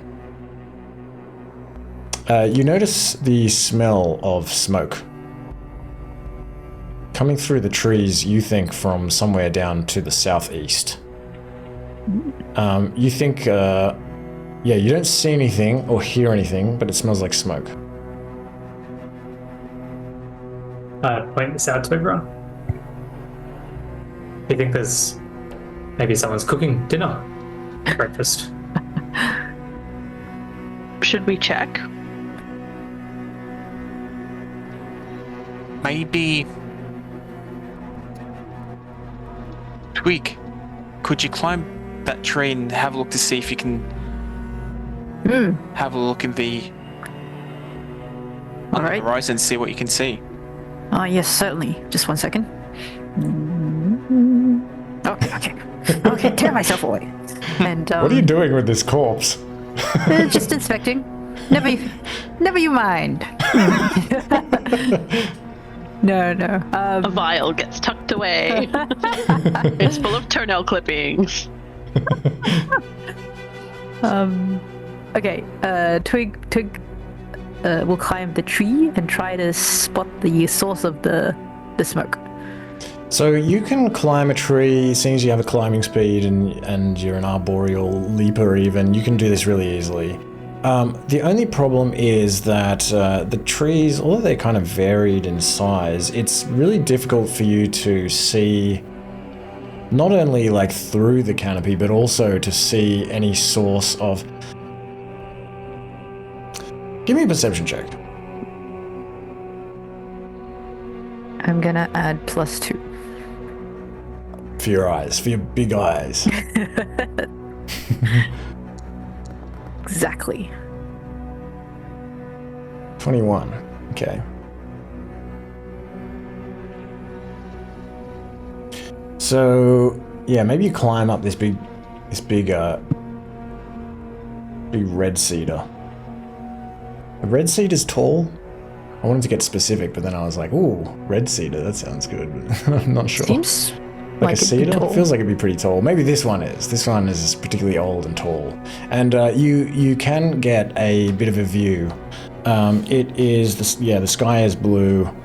It's pretty, it's not like misty or raining or anything. So yeah, you can see some way off along the canopy to the southeast, and you actually see a trail of smoke kind of billowing up from amongst the trees. Maybe a few kilometers away in the distance. Would you say it looks bigger than a campfire? Bigger smoke than... You actually think maybe a little bit. It looks like there's a fair bit of smoke, but not like a huge amount, but more than just, like your typical campfire. Can I hear anything? No. Coming from there. Okay. Ooh. Can I call Leaf to try and investigate the source of the smoke. Okay, so how far can Leaf go again? I always forget. Yeah, me too. So I think at least, I don't think you'll be able to look through his eyes at this distance. Yeah, I think it's like maybe 20 meters? Yeah, it's much further than 20 meters. But you can still send Leaf like a very long distance, I think. Yeah. And, well, oh yeah, so it's not just whether or not you can look through his eyes, but also whether or not you can kind of communicate telepathically with him. And whenever I open this spell, I'm just like, oh my god, it's just a wall. I tried to like condense it down and simplify it as much as I could, but it's still just like paragraphs. Would it work if Twig told him to have a look and then come back and report once he was back in range? Yes. So, okay, so there's no limit to how far from you your familiar can be, but while it's within 20 meters of you, you can communicate with it telepathically. So yeah, so you would lose the ability to get information back from it directly, but he can do as Tara suggested and kind of fly some way away and then return. If you Go forth. Go forth, Leaf. Okay. And bring me back sweet information. You watch as Leaf kind of flaps his little black wings, flies over the canopy. He's very tiny. He gets like blown around by the wind a little bit. Like, no. like you see him kind of disappear off over the canopy, and you don't hear from him for a few minutes. But eventually he returns. You kind of see him emerging from the distance. First you think it's just a whiff of cloud. Wait, is it a puff of cloud? I think I fucked up the quote. You mean the smoke? Oh no. No, I'm Leaf. badly doing a fucking like Lord of the Rings reference. I have to look it up now. It's a wisp of cloud. Nothing. It's just a wisp of clouds. Alright, sorry, I apologize. I'm destroying the immersion. You see, at first you think you see just a wisp of cloud, a little black cloud, and then you realize it is Twig. I mean, it is Leaf. Oh my god. Leaf flies towards you, and as Leaf flies towards you, you get a sense from him that there are beings some way ahead in that direction who are involved in some sort of unusual activity. Leaf doesn't necessarily feel frightened, but you feel like maybe a sense of kind of like caution. What actually specifically did you want Leaf to determine? I guess essentially that. And like maybe if there was anyone in danger, sort of, yeah. Anyone in danger? Yes, you feel a sense of distress from Leaf. Oh. I'll a sense of almost like empathy. Yes, like there is somebody in danger. I'll climb down and report this back. Twig, did Leaf head towards Yanakishla area?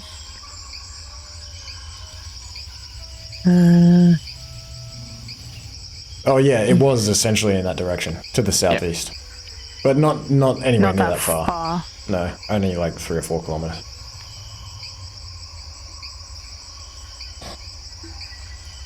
Just for my own benefit, these hexes are each 5 kilometers, is that right? Yep. So it would just be in like the next hex, roughly. Yep. Okay. Sorry, just wanted to check where we were.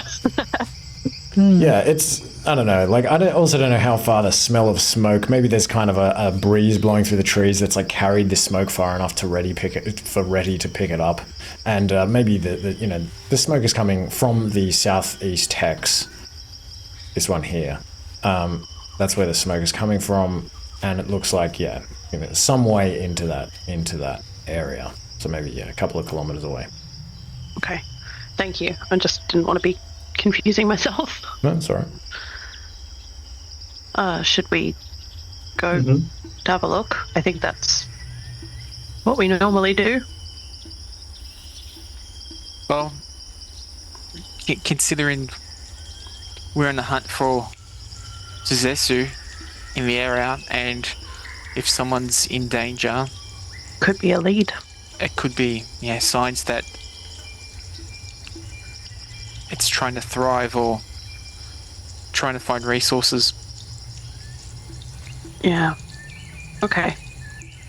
Let's go. I think it's worth investigating. Alright. Seems interesting. Sounds like fun. What do you all do as you leave the path and head to the southeast?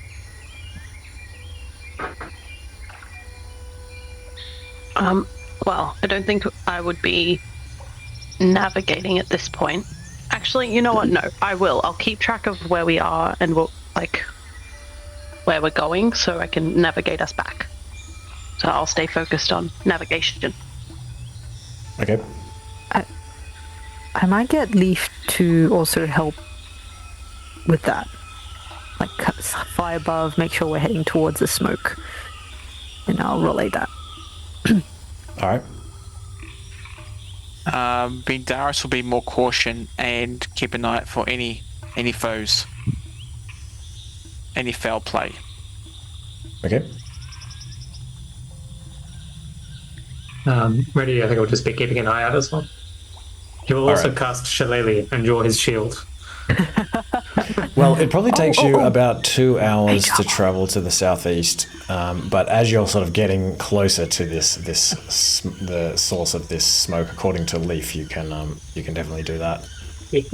Twig, you cast Mage Armor. Yes. All right.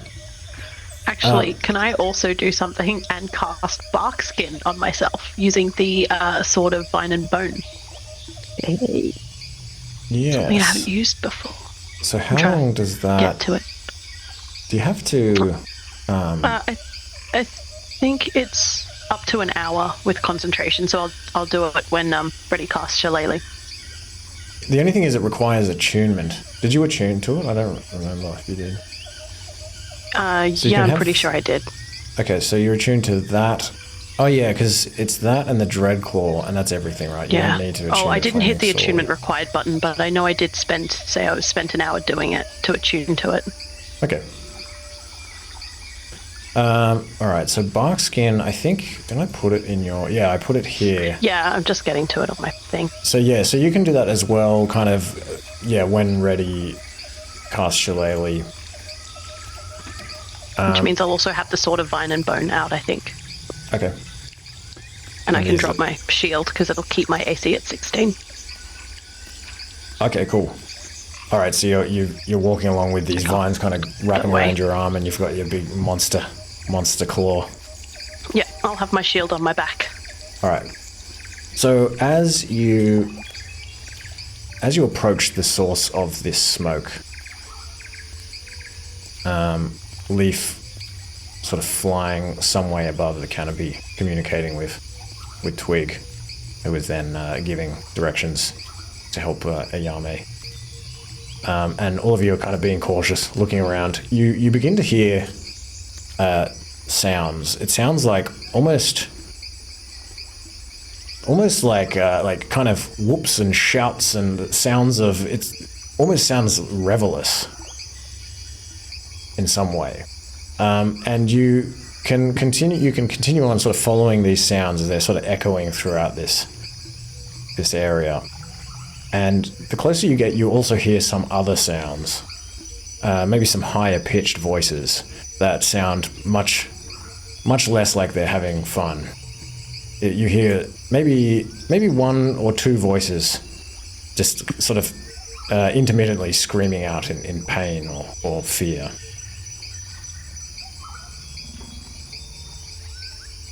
And if you continue heading towards the source of this commotion, you eventually can begin to see something through the trees. You can see that there looks like there is the smoke. The smell of smoke in this area is getting pretty strong, and you begin to see movement, and you can see the flames through the trees. You see that it looks like there is actually like a big bonfire, and you can see what looks like a bunch of individuals kind of bouncing and jumping and dancing around this fire.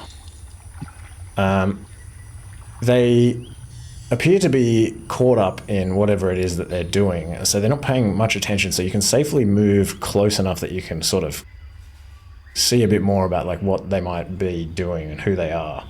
And you see, as you're kind of peering through the trees at this scene, what looks like a small band of Suskin. And they are dancing around this fire as if they're performing some sort of ritual or something like that, kind of chanting and yelling, and some of them are like holding maybe horns full of like spirits and ale and stuff like this, and you can see as you get even closer that off just a couple of meters from this bonfire, there is what looks like some sort of stone altar that's just been kind of roughly created by just putting like a flat stone on top of another couple of stones. And on this altar, there is tied by rope what looks like a small being, an otter folk, who is tied to this altar and kind of like every now and then is just like, help, help! And you can see one of these pig folk, these Suskin, standing over the altar, who appears to be kind of drawing with his finger on this otter folk's face and body. Looks like he's like painting him with like some sort of white kind of chalky paint or something like that. There's some kind of ritual or something like that going on. What do you do? How many of the Suskin are there? If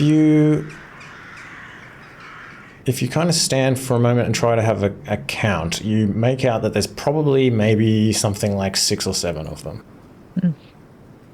Including the one who is standing by the altar. And you also notice that many of them have kind of taken off items of clothing and sort of thrown them on the ground. They're sort of jumping around bare-chested, kind of like howling up at the sky, like, and yelling and congratulating each other, and look very drunk. Vindaros, if you can whisper to Eyame, say, Eyame, did you learn about this in your Suskin classes? I think back.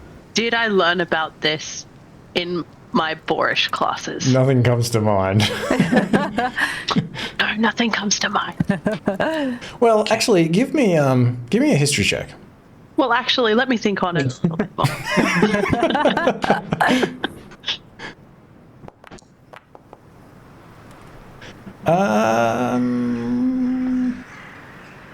Nothing comes to mind. No, nothing really comes to mind. So. I thought I'll ask the question. But you know what? We have the chance to do something really funny here. We should steal their clothes. I think we should do it. But they wouldn't even notice. Maybe they'll assume that they burned it. Maybe we should burn them. I could dash past them with my ghost shoes and pick up all their clothing. Dump them in the fire, and then you just dance around out of it, and then you'll be fine. Not with my clothes on.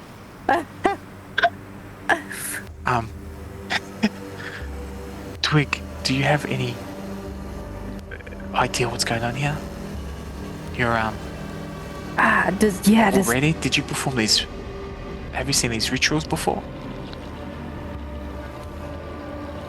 Sound familiar to me. Does it look like a funeral at all?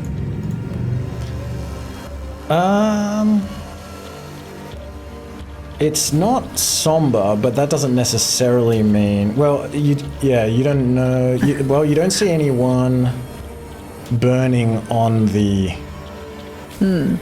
Actually, yeah, you don't see anyone burning on the pyre, but you do see as you continue to watch that it appears as though these Suskin are eating as well. They're like many of them are holding like big pieces of pieces of meat.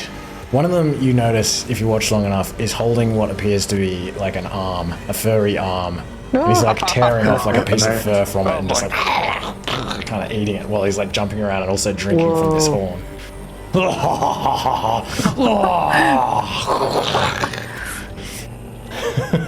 I wonder if this is symbolic of something in real life. Adrian doesn't eat people. Oh no, I was just thinking of the phrase like eat the Just rich. others. Just Specifically.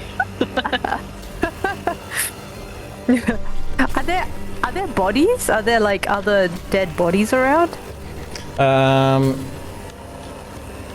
From where you are, not that you can see.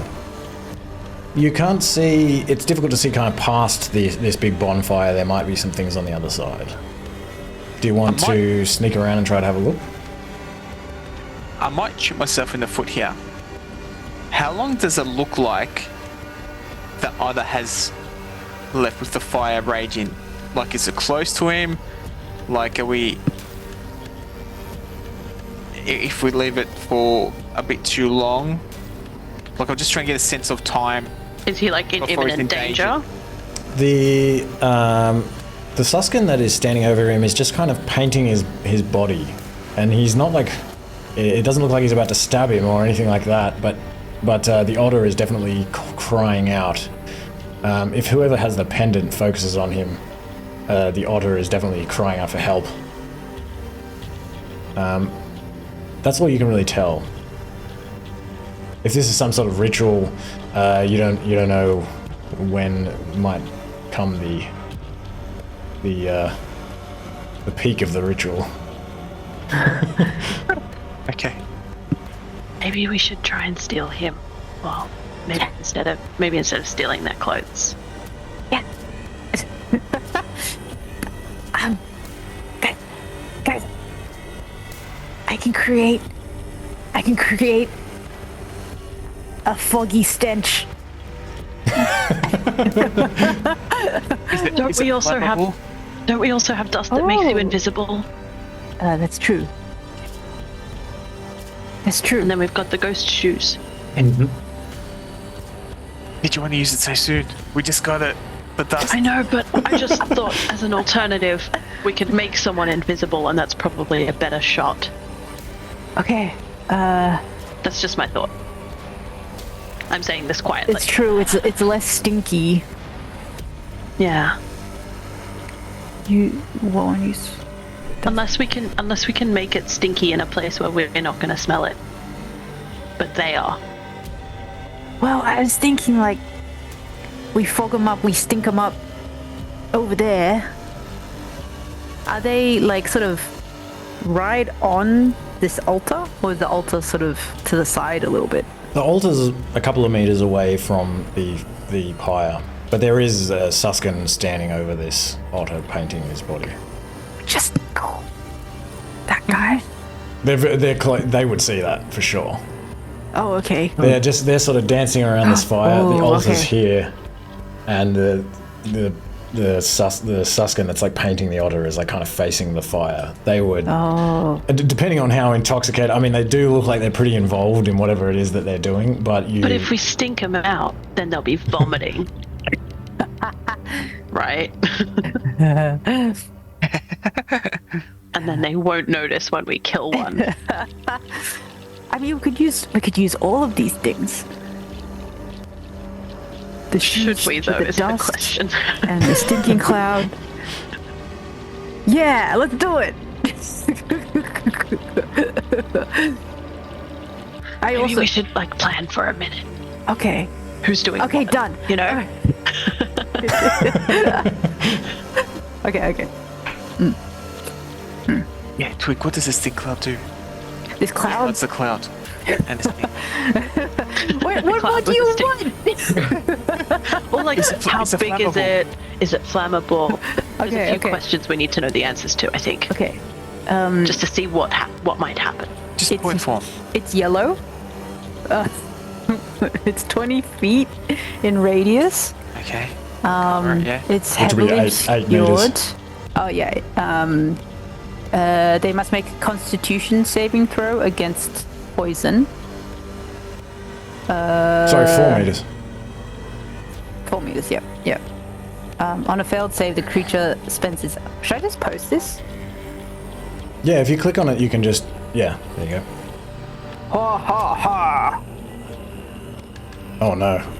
Okay. So, The whole Ghostveil is now just thick cloud. okay, so if it's a 4 meter radius, then it's an 8 meter diameter, so it's quite a big cloud then. Yes. Okay. Yes. So we could potentially try and cover like that whole side, and either they'd have to go out of it, hopefully away from us, or they'd come out of it towards us. So we'd have to be careful about where we place it, but That's true. we could do it. I've got a dust of sneezing and choking. What if we throw that in the mix? Then everyone's just it's just allergy season. Yeah. Do it. I think that's maybe too many things. I think it's an either or type situation. Okay. But I do like the stinking cloud. We just have to be careful about where we place it. We whisper to each other. And then if we use the dust of disappearing or whatever it was, who would be doing that part? So we've got ghost shoes and two people who are invisible potentially. And what are they going to be doing? Where are we going to go? Do the rest of us hide? What do we step in if we need to? Do we try and get closer and hide ourselves in a good spot first? Do we just show up like we're joining the party? How do we get there? I guess I imagined if two people are invisible, they could extricate the Otter guy.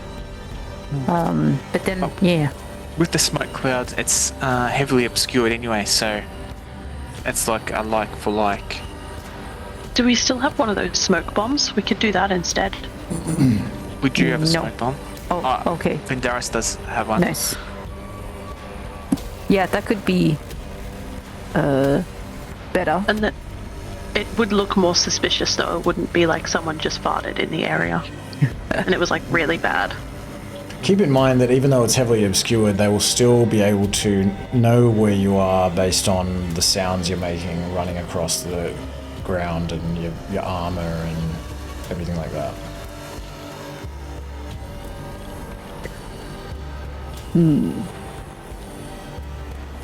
But it would definitely affect their ability to notice you, though.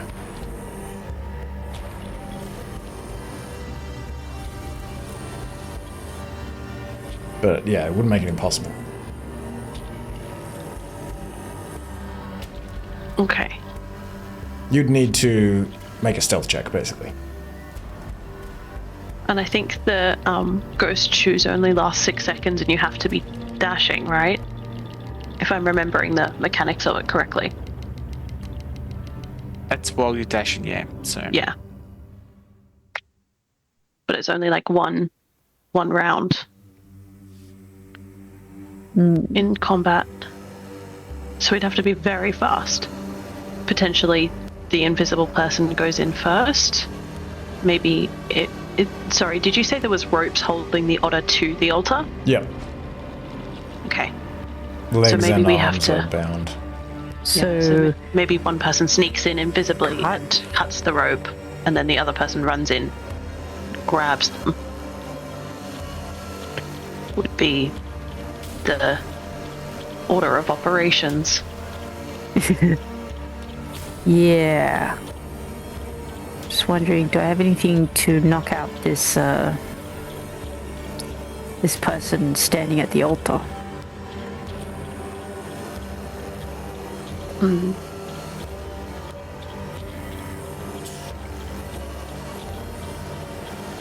I can slow them down if they start to chase after us. Ooh. I can. Vindaros can get in there, cut the ropes. Mm-hmm.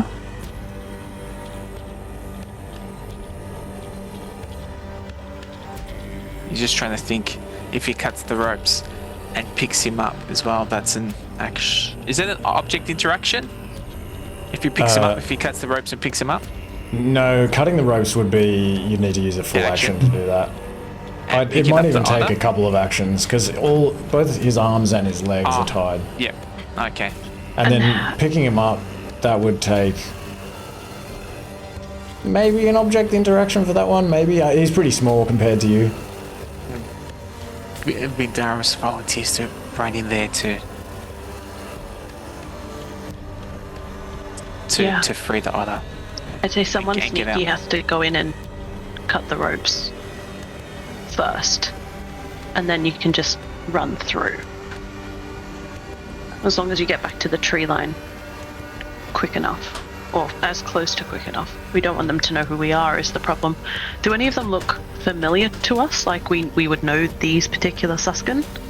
No, Okay. just pretty muscular looking, different coloured fur on their sort of manes, some with black fur, some with like kind of more pinkish skin, and some with kind of big tusks.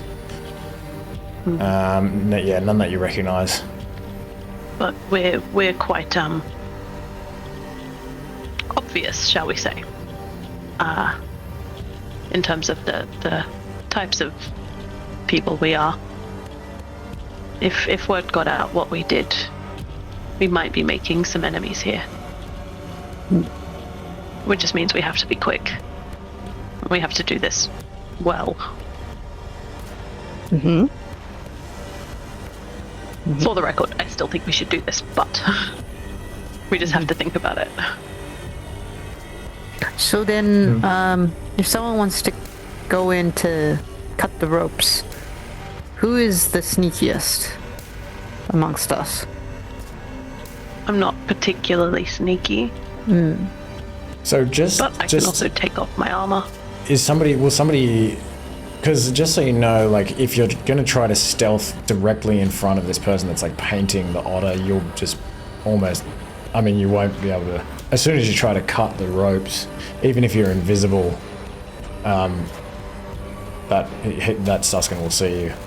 Well, what if we're on the other side of the altar? What I'm imagining is like one of us sort of runs or walks in slowly, stealths in, crouches down behind the altar from where the Suskin is painting him, So you've already thrown and still the holds cloud? it taut and cuts beneath. Yeah, Okay, so you throw this essentially.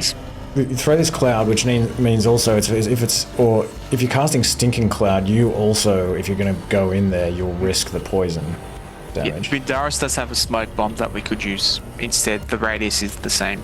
Okay, so you use a smoke bomb, and then one of you kind of go. So going under the altar, you wouldn't be able to go under it. There's like kind of rocks that are sort of. It's just on some rocks. There's like some gaps where the ropes are tied underneath, but it's not like I'm a just table thinking that like you can like behind slide it, under. but like sort of crouched down away from where the Suskin is standing on the opposite side. Like sort of So between this- the altar and the fire. Yeah. Yeah, you could do Potentially. that if you can stealth there. Obviously, then the otter would, become free. The Suskin would notice that. But if we're sort of holding the rope taut and cutting beneath, potentially that would keep it tight enough so that the otter maybe wouldn't notice either until we grab them. Okay. I'm trying to be as tactical as I can here. Leaf can help distract this Otter, this Suskin at the Otter at that Oh, moment. good. That would help too. Just kind of fly around his head or something. Is it worth going to a negotiation map? Because it sounds like we're going to get to a... Do you want to like draw it out? Like Yeah, what I it think looks like? Yeah, that because might be helpful. The gist of the group is we're going in for this Otter. All right. Well, maybe let's actually take a 5-minute break, and then we'll do it when we come back. Cool. Sounds good. That's using a lot of brain power, guys. My head hurts. More planning than we usually do, I think. Yeah. This is fun. This one, I'm like, okay, we have to be very careful here because we've got political alliances, we've got like all this other shit. We could also just kill them all. Hit him with a We stick. could, but the risk You wanted is to that try it out. the risk is that if we kill them all and we don't get them all, and one of them gets away, we're fucked. What if we put So on, we'd like, have to be fancy very hats careful before about we it. go? Yeah. Fake moustaches.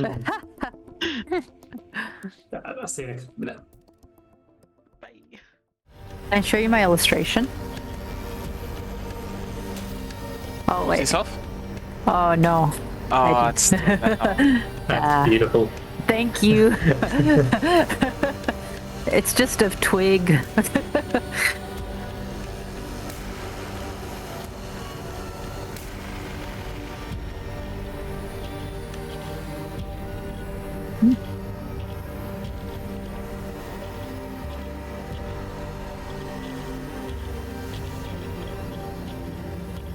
Okay.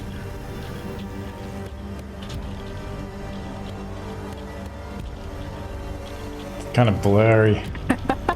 Damn it. Oh, Let you it's the sleep your fire bag. with like. Yeah. Okay, do it again.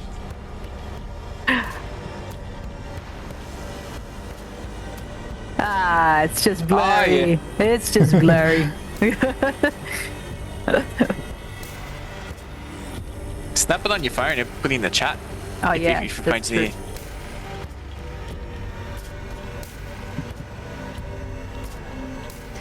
Give you a bit of room to sneak in here. Potentially. Or to try to sneak Oh, in. I was gonna say that's the trap. That's the little bit of bait, little bit of hope. That feels like a long way. I'll put it there. They're pretty close to the flames. I like the backing track as well. There's some chanting in there. Alright, and then actually I'll put an Otter folk down here on the altar. And you guys are coming from... Well, you're kind of coming from the northwest, so I guess you're up here.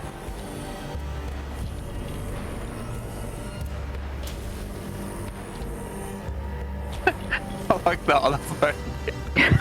On the altar. Thank you. And the one with the leg, the furry arm, the furry piece of meat. Yes. You see it. You see it. Yeah. I'm with you. And I'll give you leaf. There's leaf. Alright, I think that's everything. How am I Yeah. concentrating? What do you do? Ah, okay. We might be huddling. We'll just jump in a huddle while we're talking. So that's the tree line, the forest line around the edge? Yeah. Yeah. Yeah. Cool. As soon as we step back in. Okay. So Maybe there's a couple of trees in here. throw in the smoke bomb. Someone cuts the rope invisibly. Someone takes the Otter invisibly. Leaf distracts the pig folk. Was there anything else? I can slow all of them down once. Oh yes, yes. Already will slow them down if they notice, which they probably will. How do you slow Reti. them down? Plant growth. What is it? Seems Sorry? very useful. Oh, plant growth. So I'll tell. I guess I'll explain to everyone else what this does. Oh no. Now I have to cast it. What have I done?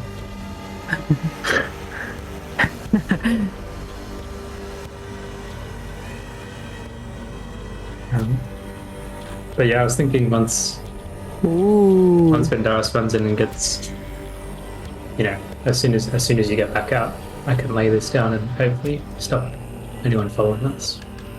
Nice. Okay. Ready. Do you still have those shoes that changed your footprints? Did you have that? Okay. I think we could lay some false tracks as well. Yeah. Maybe. I don't know. What type of creature do you want to pretend to be? I was actually wondering if the Otter folks, I'm sure he's wearing shoes, I would guess. He would be naked, pretty much. Do I think I could use my boots to mimic his footprints? I'm not sure how it works with a beast's footprints. He's a humanoid. He's not a Okay. beast. Maybe a troll, one of those trolls we saw. Are they that too big? They might be a bit too big, but maybe some sort of animal, some dangerous.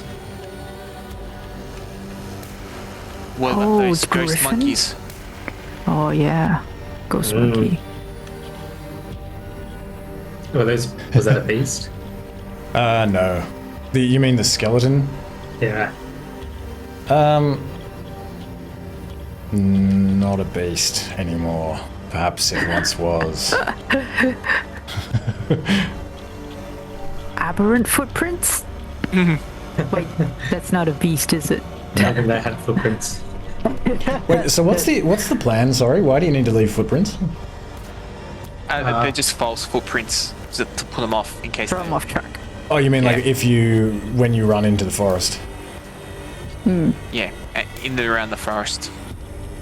Oh, as in before you do this, Reti is going to sort of walk around leaving footprints everywhere to confuse them.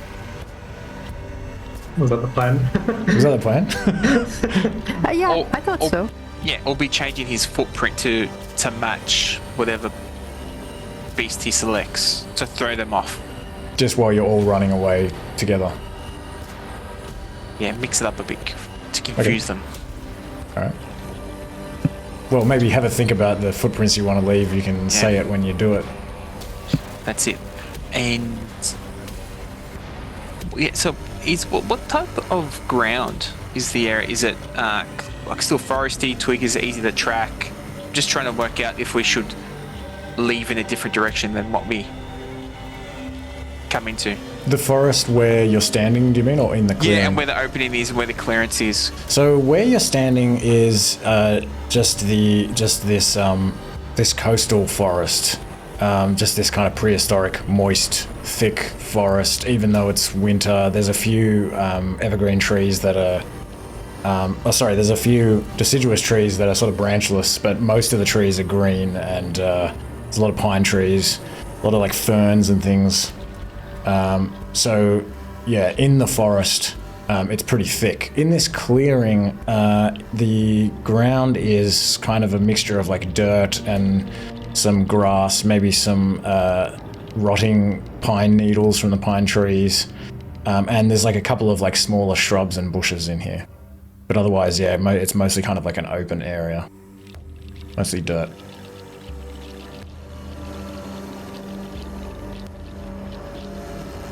I thought you were going to say, like something I prepared earlier. The forest. Oh yeah, that we're standing in. yeah. This is what the forest looks like. Okay, so we want to still head back to our compound, I believe. So maybe if we approach from the southwest. Oh, west. So The ruins would be where kind of in the direction that you're standing, so northwest from here. Yeah, so I sort of want to not lead in and out of the direction that we want to head into. Oh, yeah. Okay. So I'm thinking like heading from the southwest and back out through the southwest, and then we can just loop around.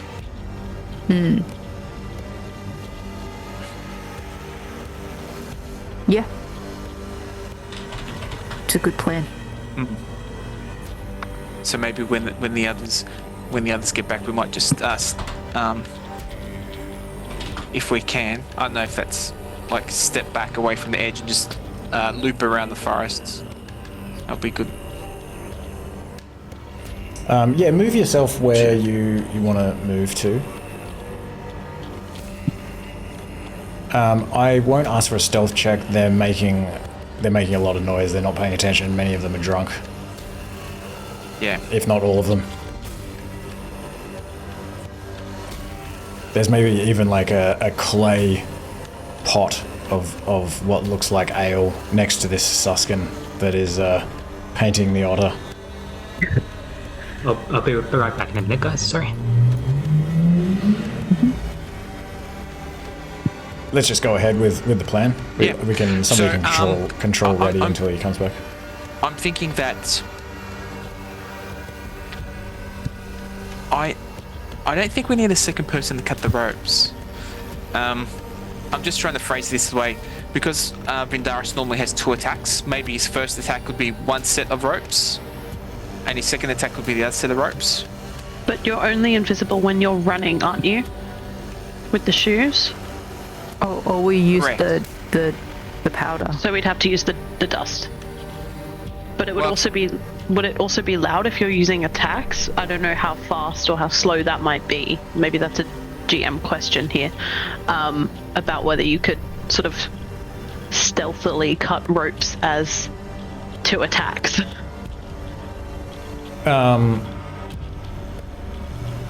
Yeah, potentially. Because I can give you a dagger. I've got a couple of daggers with me. So I can give you one of those if you wanted to have something smaller to cut the ropes. And then you'd be able to run in and do that.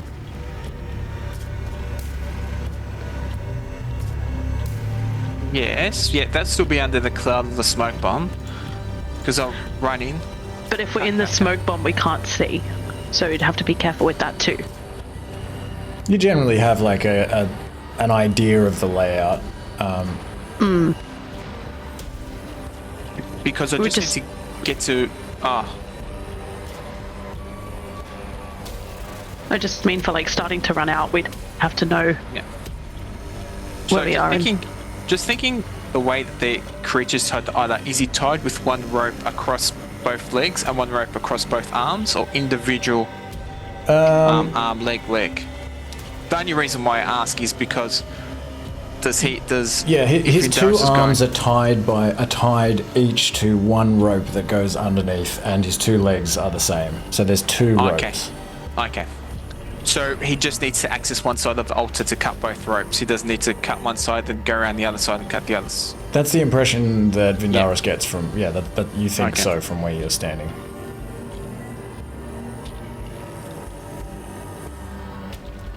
Or yes. I'm not going to say that, and then you get there and I'm like, actually, you saw it wrong.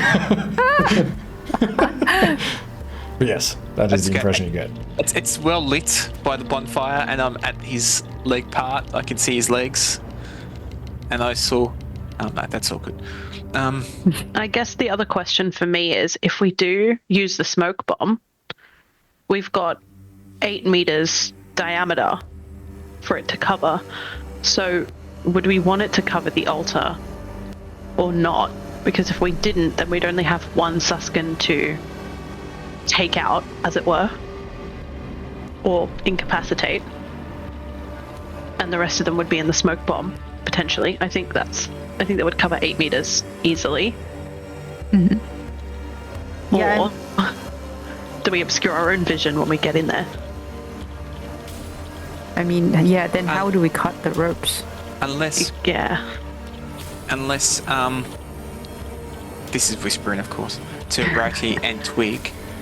Did you have a spell that you might have cast? Oh, you cast blindness and deafness. There was Reti. Yeah, Reti could cast one blindness, target, deafness. Yeah. One target, and either blindness or deafness, I think. Yeah. That's So if we use the smoke bomb on the main group of Suskin, Reti, you can cast blindness on the priest. I can certainly try, and probably keep in mind that it doesn't always work. It depends on how the mental fortitude of the target. And then, worst case scenario, we can just take him out. Or yeah, Leaf could also distract him. There's Yeah. several backups.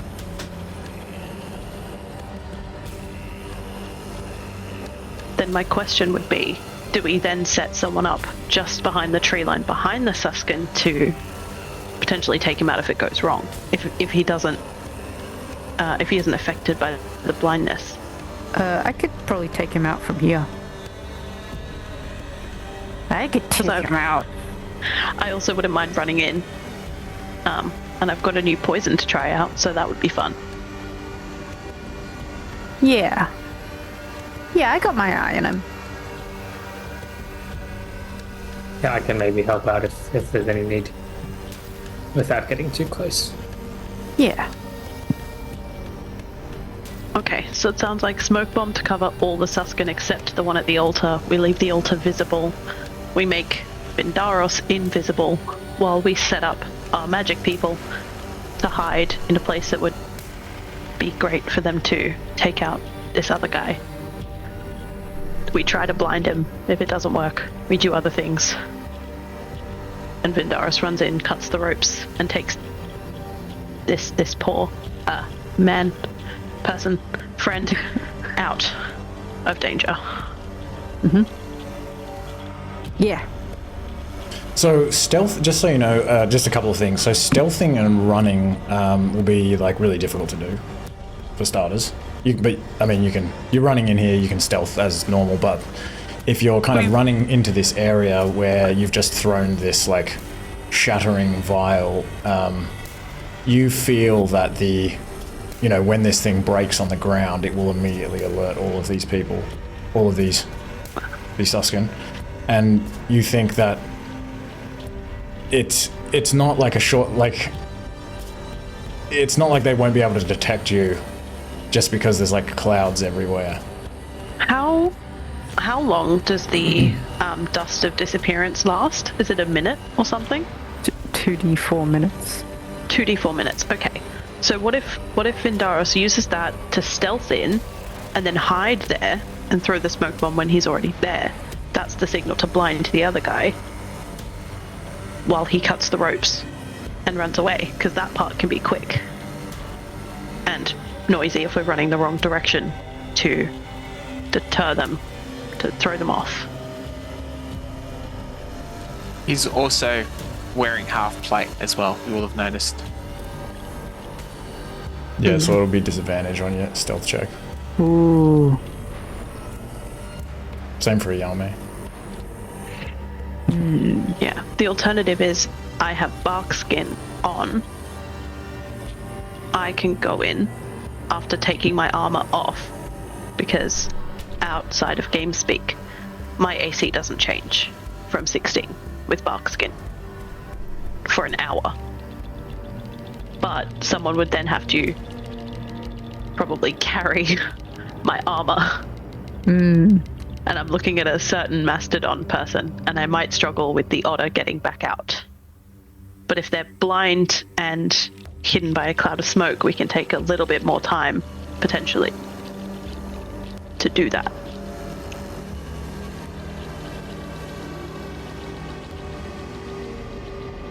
This is a lot of thinking. Eyame whispers to everyone quietly.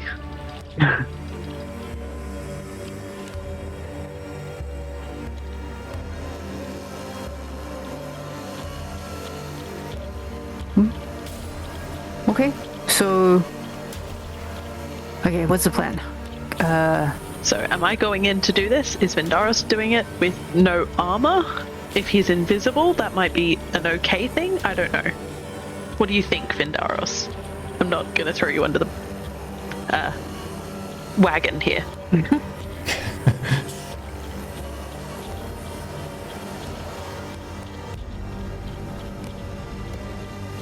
Yes. How? Because even if we throw the smoke bomb, there's nothing that said that they're going to be highly alerted and they'll run out of it.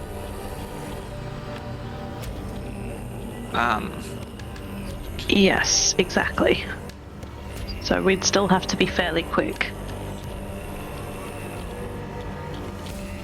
But I think if we can get in sneakily, unless one of they are chanting, maybe Reti, do you think you can cause a distraction across the other end of the forest? I think I could do something like that. But wait, is he? Would you still be doing the blindness deafness thing? Is that something you have to focus on, Reti, or is that something you can just have happen? Blindness deafness? If it succeeds on the altar guy. I don't need to focus on it. Okay. The casting. Okay. It's not concentration? Oh no, they just make a save at the end of their or something. Yeah. Okay. At the end of their turn. But that's the other thing. Now that I think about it, it doesn't last for. It's not guaranteed for it to last for too long. So I think getting in, we can be slow if the person going in is invisible. We just have to get out quick, and we have to be very speedy at that part. Because I still think the person who goes in can throw the smoke bomb, which is the prompt to cast blindness deafness, to try and blind the guy. And then there's basically like seconds to cut the rope, grab the otter, run back out, and for us to get out. I'm not certain how likely we are to evade detection. I mean, even if we do get out, I think our footprints are still quite recognizable. But if we have plant growth.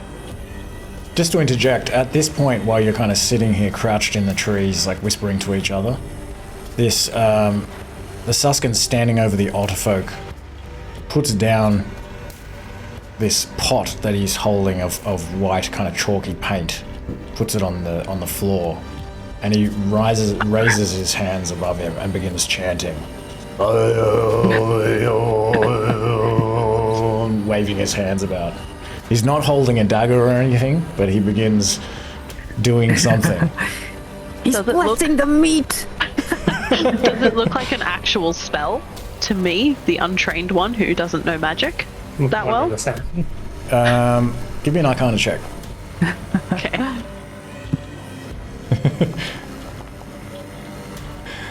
Yeah, I don't know shit. People waving their arms about, looks like a spell to you. I think he's casting a spell, guys. We have to be quick.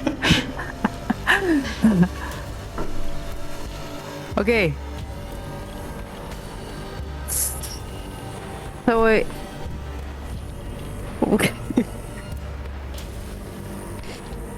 Did we decide Eyame is taking off his armor? Well, that's the question. Is it Eyame or is it Vindaros? And are we doing it without armor to be sneaky? And if I do it, I potentially sacrifice the speed because I can't actually carry much. I've got torches in my bag that have put me over. I just realized, so I'm gonna have to unburden myself of a couple of torches. So we're gonna have to, kind of work out, does it make more sense for Vindaros to still go, and does he take off his armor, or does Eyame do it, and we lose that weight and potentially some speed getting back out? Doesn't it take 10 minutes to take off your armor? It does, but we can. I don't know if we've got 10 minutes with the ritual. I mean, whatever he's doing. Well, then if we have to keep the armor on, then it would make more sense for Vindaros to do it. Yeah. Okay. And So, Reti. I gave you a while back the piece of iron. That chunk.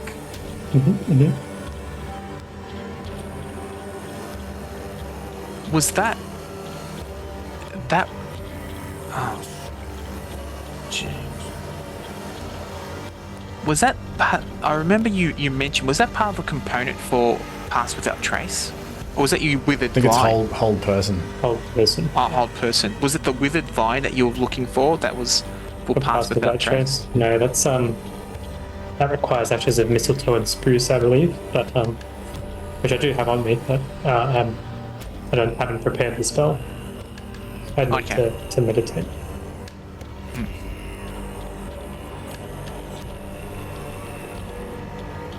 Creatures.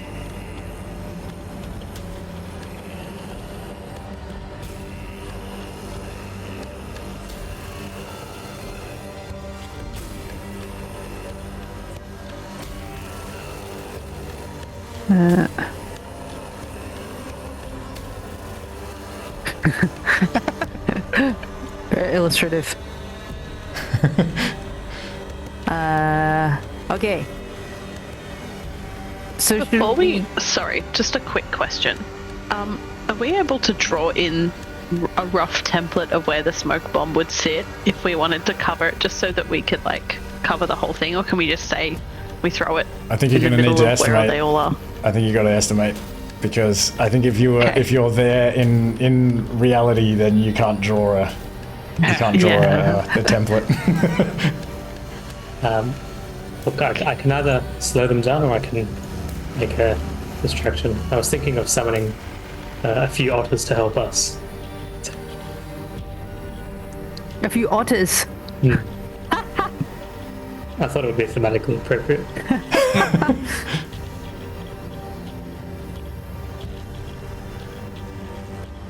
So I think it would roughly be like there. Is that 8 by 8? Yes. Because if we cast the smoke bomb around the altar, I could dash in. But then wouldn't you have to see the rope to cut it? If I'm... Because that's why we were thinking if you do it over the fire, roughly, then that would cover everyone else, and Reti would try to blind the one remaining outside of that sphere.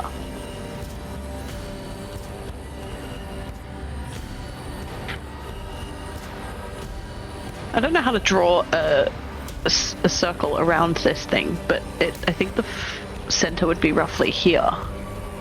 I will say I'm not a very fast runner. I'm not sure if I could escape those Suskin if they chase us. If you ultimately, just as this is outside of the narrative, if you need to run away and they chase you, then your speed shouldn't matter too much. We'll go into like a chase mini game. Okay. Oh, fun. You should be okay.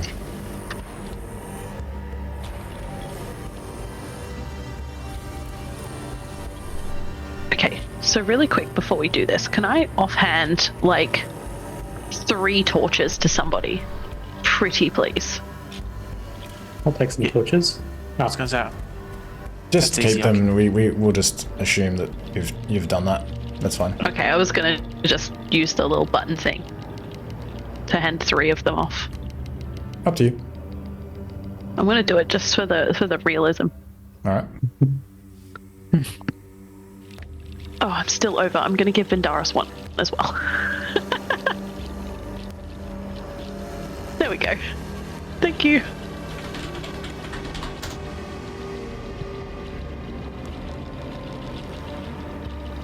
Okay. So, to summarize.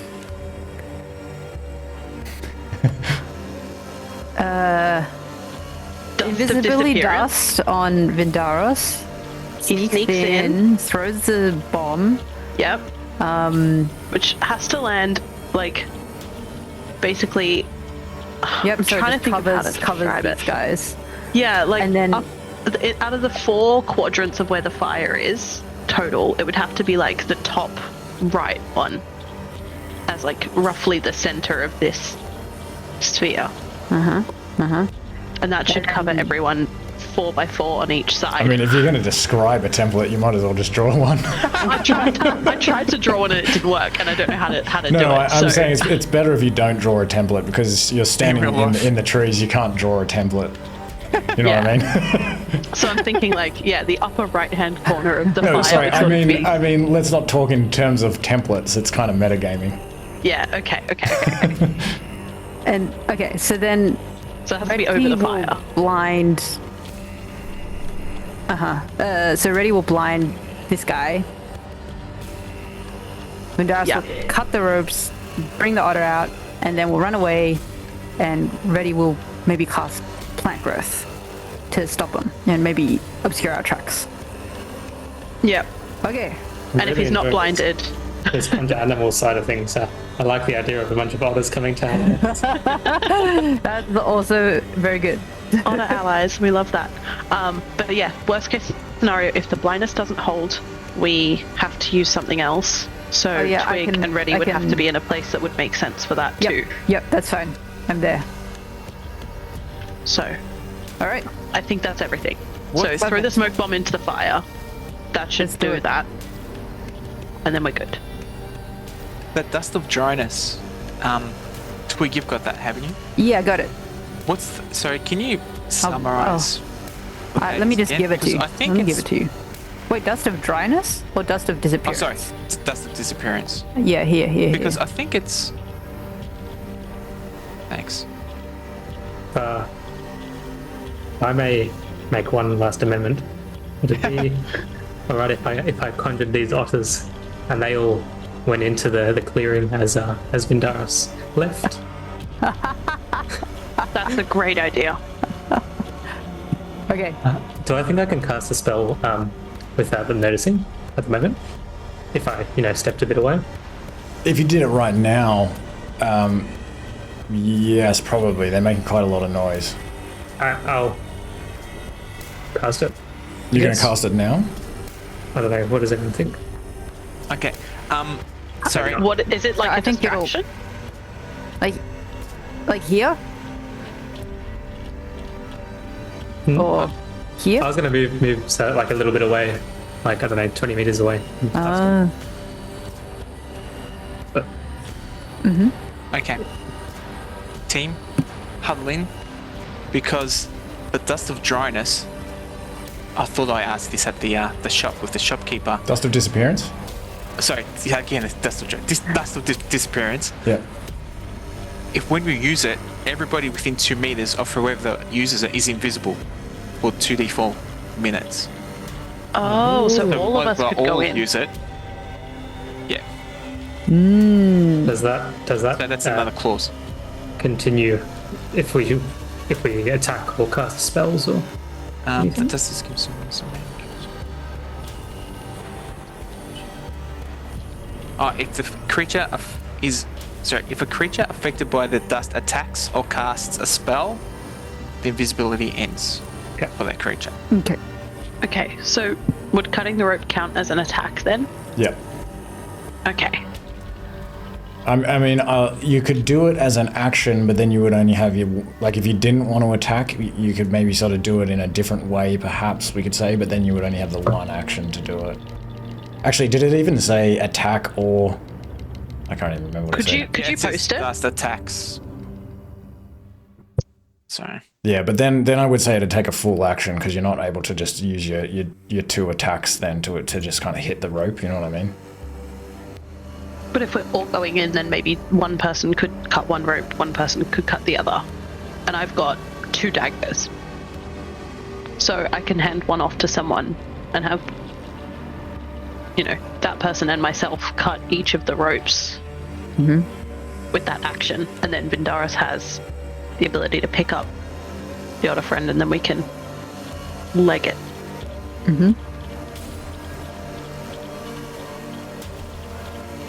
I think it's worth definitely to begin with in the vicinity is everyone has invisibility, and then continue as the plan. And then if it wears off, that's fine. At least it might not. All right, so you use the dust of invisibility as the first thing you do. Okay, you can do that. Step 1. You'll fade away. Or 2d4 minutes. Twig, did you want to roll that since it was your dust of disappearance? Ooh. Come on, be good. 6 minutes. Okay. Okay, that's pretty good. Okay, so Vindaros has the smoke bomb. So just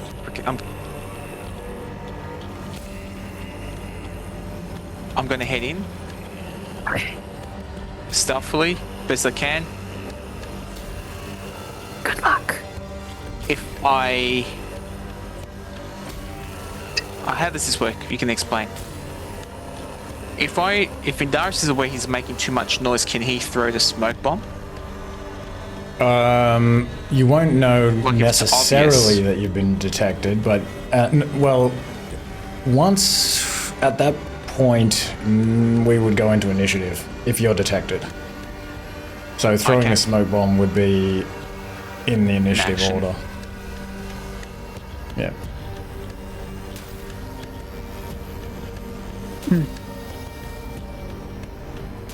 Should we Okay. try and use the thing of advantage to at least remove the disadvantage from this? Because you've got armor on.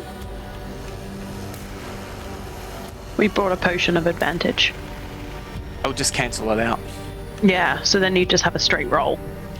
It wouldn't be quite as dangerous, potentially, or risky. That would definitely work. Yeah, if everyone's okay to want to use it. Happy either way. It's a big investment for this strange otter folk that we don't even know. It might just It'd be terrible. I'm somewhat concerned. I mean, I don't know. He looks kind of rich though. He, No, he doesn't look rich. I saw an What? evil No, he's naked. There's like paint all over him. He has just sort of like just some woolen clothes on the floor. There's just a pile of clothes next to the altar. There's nothing about him that suggests that he's rich. Okay, Get a good. rich Then he's a good person, clearly.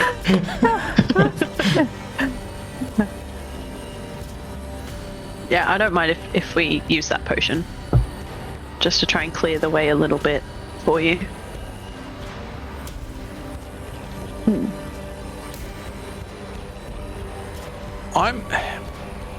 I'll give you some guidance before you go in.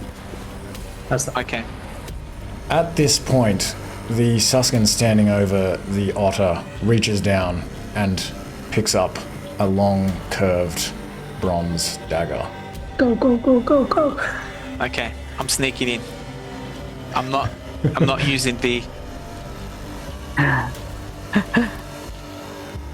advantage. Okay, everyone get in positions. Okay, so you're not using the advantage? The potion of advantage? No, not yet. Alright. Okay, so as soon as you move beyond the tree line, I'll get you to make So a that stealth square's check. okay? Yeah, that's okay. Yep. I'm just trying.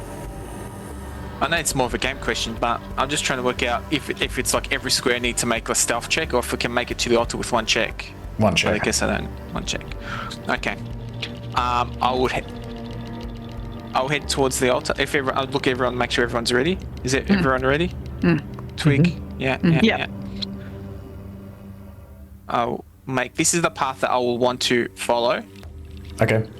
to the altar, and then we can roll along that way, or roll for initiative. Or... Let's just put you there, just for now.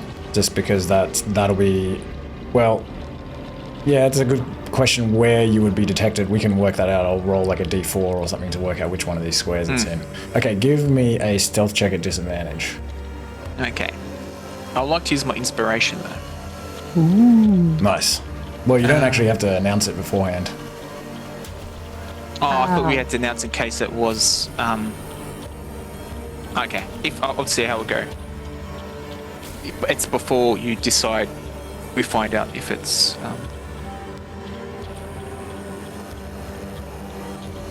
No, Is that how it I works? think the new rules are that you roll it once you see what your roll is. Okay, disadvantage.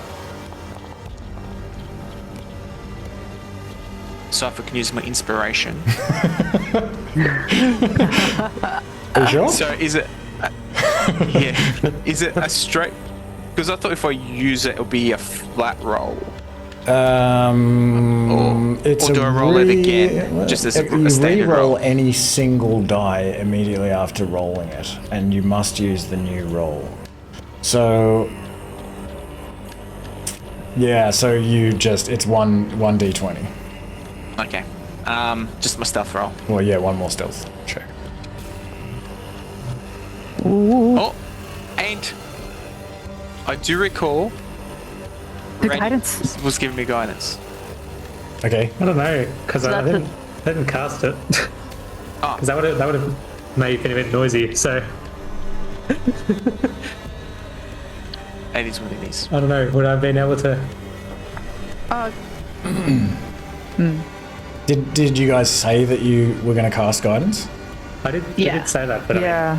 Yeah, You you did can say have it out guidance. loud. You can have guidance then. okay. Add a d4. There's still a d4. Still a d4. Myself or yeah. I'll You do go it. for it. It's a bit. It's a bit. Nice. It's better than nothing. I think I'm Okay. stealthy. You are immediately not detected. These guys, I'll move you over to there. These guys are not paying attention. You're invisible. There's quite a lot of noise. The fire is crackling. These Suskin are crying out. I probably would have reduced their passive perception a little bit because of all that. This guy raising the knife above his head, he is like chanting these words. Maybe his eyes are kind of flickering, you know, like rolling back in his head, like. You are able to make it over to here without being detected. Okay. And Are you we can in see this initiative? Otter folk now going like, Yeah. help, help! No, still we're got not the in pendant, sorry. initiative yet. Oh yeah, so you can hear him saying, help! Okay. Can I whisper to him? You can try. Because the other guy's meditating, he's in his own world, this guy's thing. You said, I'm a friend. Shh. This guy, like, let me see. Is he gonna look down at this? The Otter folk is already screaming and shit. No, he doesn't look down. He's tied, He's so tied he can't up. really. He doesn't do anything. Okay, can I throw that smoke bomb now? Oh, what were you gonna say? Oh, I'm a friend, here to help. He looks in your direction, almost like peers like directly at you, but he just looks terrified, and he's like, you see like kind of sweat on the fur of his brow, and he's just sort of like looks back at this knife up above him, and he's just like, ah!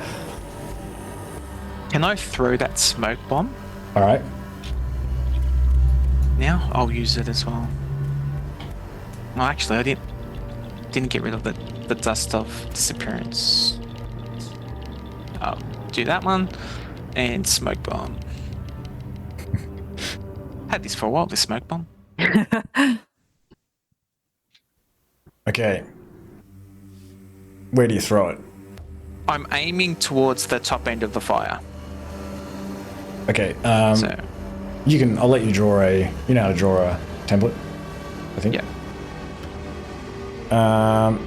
And 1d4 rounds. I'll roll that while you're doing that. Okay, so 2 rounds. So disappearance is 6 minutes, was it? Yes. And And the smoke bomb. Would it be to the center of a square, the smoke bomb, or like to it? What do you mean? Oh Like no, it's no, like spells. from a vortex. Okay.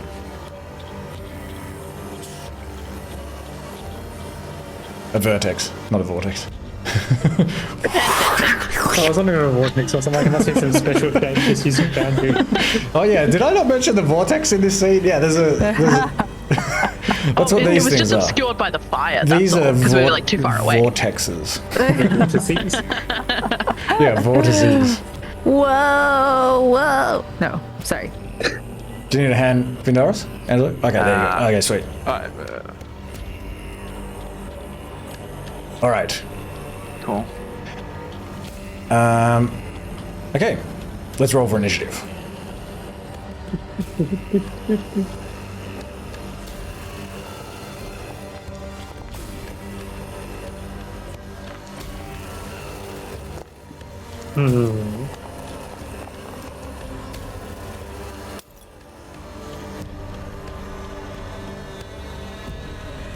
All right. And I use inspiration on an initiative roll. Yes. I might do that.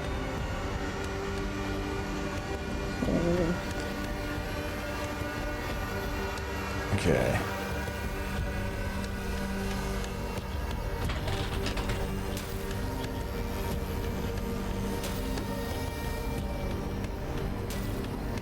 Did you I roll have it to roll again? again. I'm not sure how. Oh, just make a dexterity check. Nice. Okay, I'll change that to 19. Alright, how are we looking? Nice, okay. Alright, Eyame, you see this, this clay vial just sort of appear mid-air. It's lit up by the fire as it just kind of flies over in this direction, right over the flames basically, and just... All of these Suskin are just like, well, it probably takes them a couple of moments to... Yeah, so okay. So Vindaros, you beat them in a stealth check, and you're throwing this vial. Yes, they all are kind of like... They look around, they look very surprised. Yes, as they are sort of looking around, a couple of them go to begin sort of picking up their weapons from the ground. There's like some spears on the ground and this sort of thing. They've just kind of like thrown haphazardly like a bunch of their shit everywhere. What do you do, Eyame? I'm going to run in. I'm going to try and get to here. If I run to here, am I able to see the rope holding his legs down? Yes. Okay, then I am going to take my dagger and I'm going to cut the rope. As an action, or do you want to sort of just attack it? Well, I mean, if you're just cutting the rope, I think this is an attack. I'm going to try and be a bit sly with it. I don't want to make a noise, so I'm going to use my action to cut the rope. Well, I think can. if you're cutting it, I think I think I'm going to say it's an attack in this case. I don't think. Okay. I mean, yeah. That's fine. Give me a stealth check. Okay. Cannot see stealth because my laptop is in the way.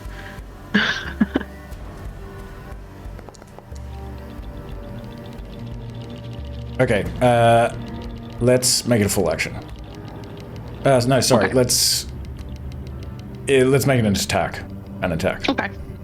So you will become visible when you begin to cut this rope. All right, I'll take it.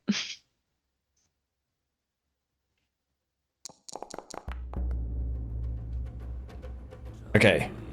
You are pretty easily able to sever this rope. Okay, then I'm going to hold the dagger out for as you. Vindaros. Sorry. Yep. Oh, you hand the dagger like you're passing the dagger to Vindaros. I'll just offer it to him because obviously he can't take it yet. Okay. So it'll be ready for him to grab.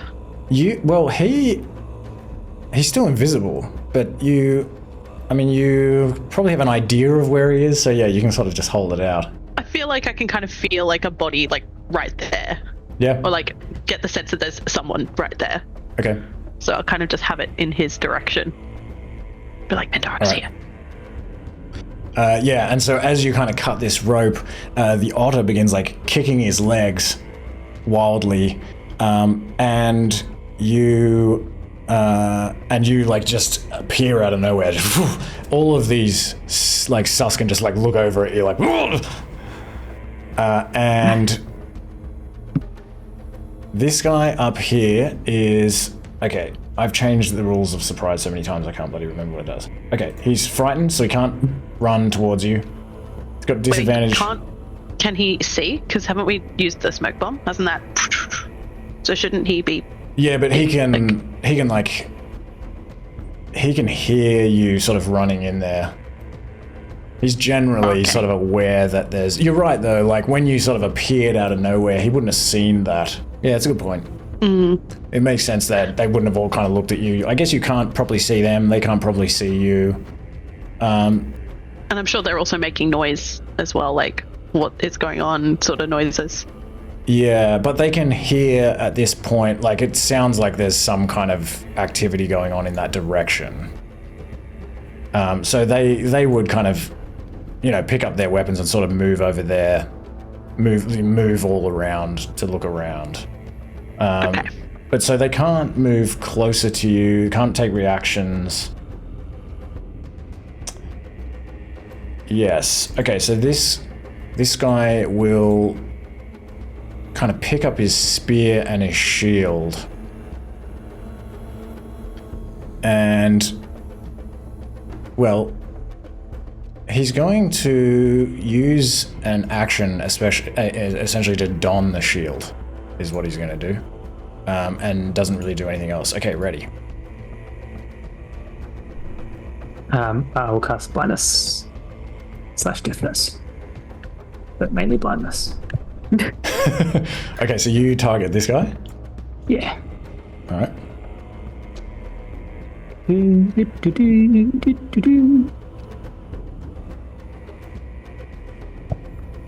Okay, con save.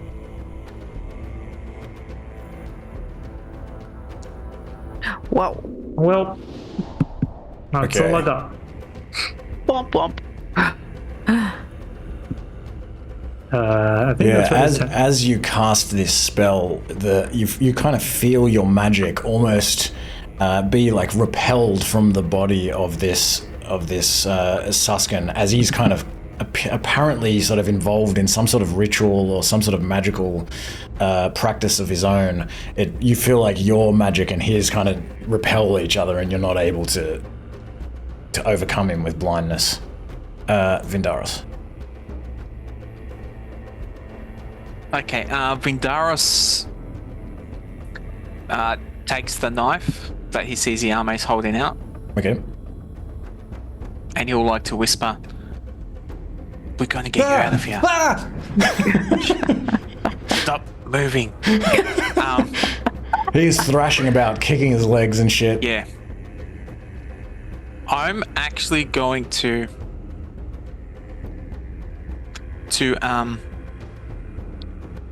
cut the other rope, the top end of the rope. Okay.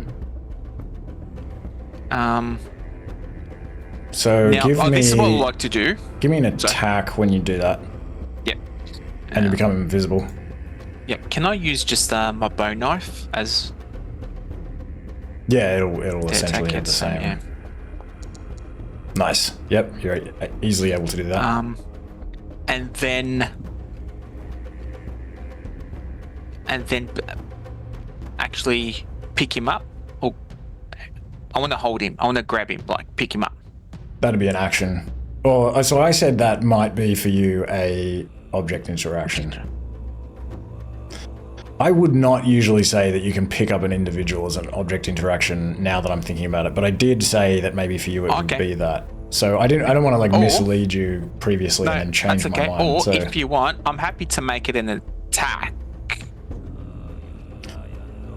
as a grapple, yeah, let's do that. because the first attack was the rope. Yeah, let's do that. That works. Are you holding a shield or anything? Going into that, generally, yes, Vindaros will hold a shield, but going into that position to get the Otter out, he wouldn't have his shield That makes sense. up.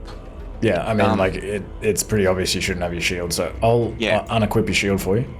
Yep, thanks. So, is it opposing athletics checks for the... Yes, he will resist because he doesn't have any idea what's going on.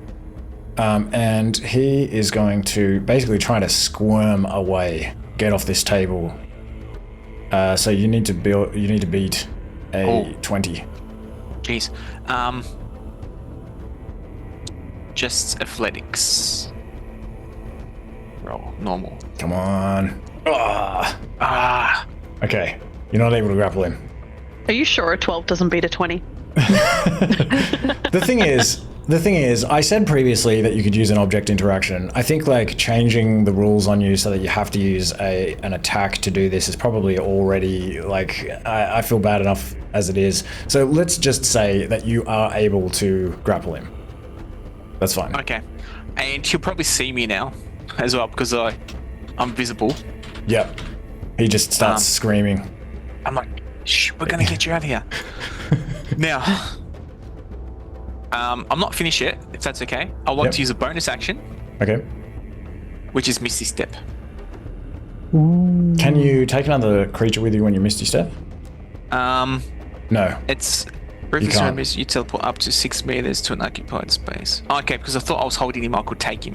No, because some spells, like Dimension Door and some other things, they specifically say that you can. So I'm going to rule that this one, because it doesn't say that you can, you can't. Okay, so if I can... So I've still got him. If I want to move with him, that's difficult terrain. Is it difficult terrain? Yep. Because he is a creature smaller, but I do have double my strength when it comes to carrying capacity. That's true. How does that work? How much does an Otterfolk weigh? I was going to say he is naked. He's not carrying anything, and I'm way under. Yeah, I think that makes sense. I can still carry like another 155 kilos. Yeah, but he is a creature. That's the only thing. I just kind of want to make sure that we, like it might require a slightly different approach. But like, I think you're probably right. I'm just trying to find like. Must be no more than one size larger than you. It doesn't say that.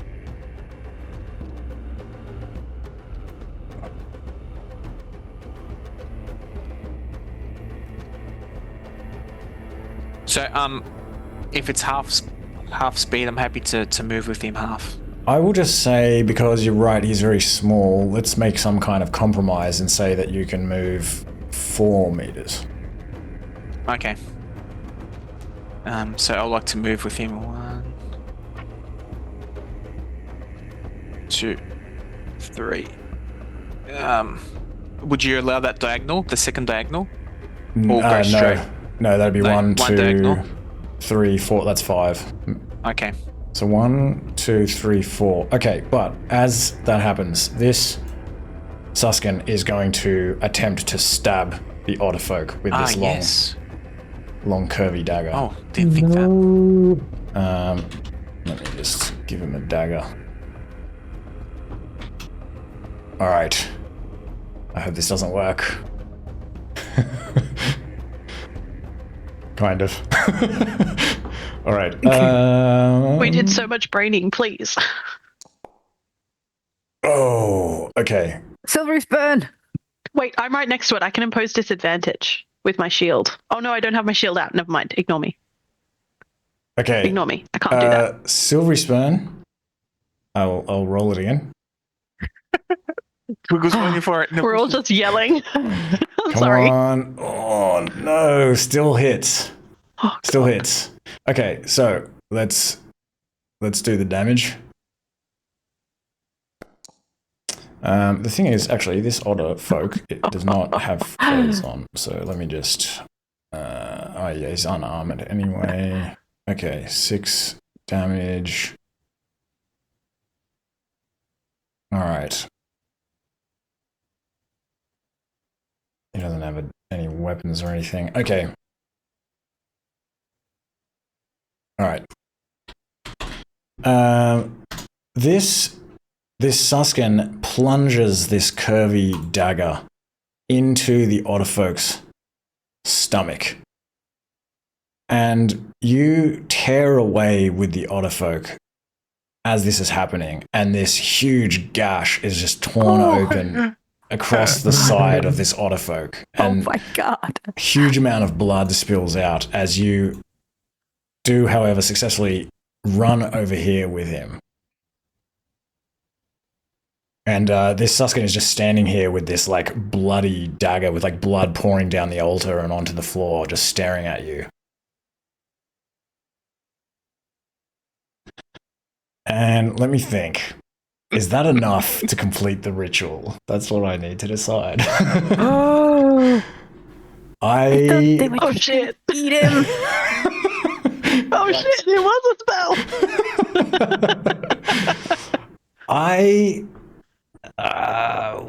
Was it just about spilling blood on the altar, or was it about taking the life sacrifice. of this? Okay, I'm going to determine this randomly. I think 50. I'm just going to go with 50-50. Come on, dice gods, please. Finish that ritual. Nice. Yeah. Okay, it is not enough to complete the ritual. Kind of good, kind of bad.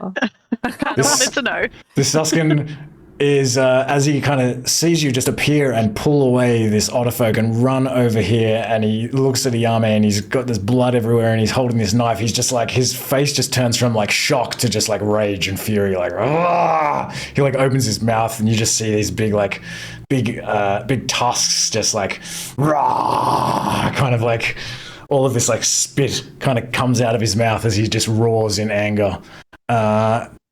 Is that everything, Vindaros? I don't think you can do anything else. No, that's all. Thanks. It is his turn. But he's surprised because they're all surprised.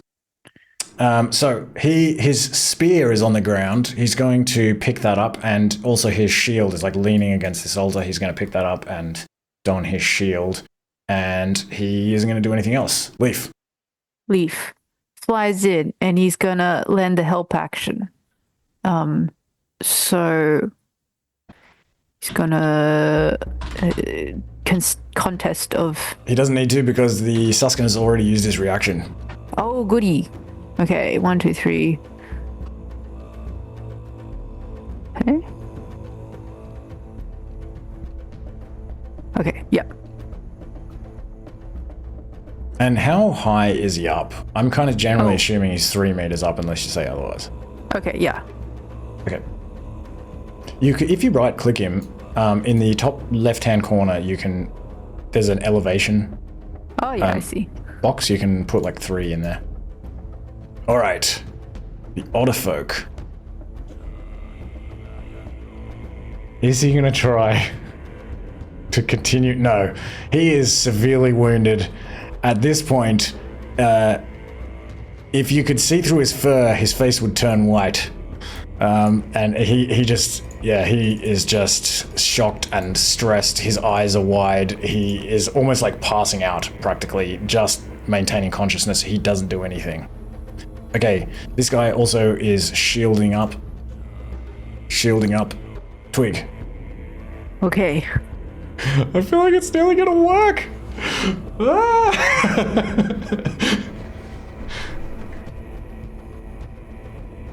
Yeah, Twig is gonna attack this guy. Which one? The one with the help action? With the help action. Okay. Okay, he's gonna.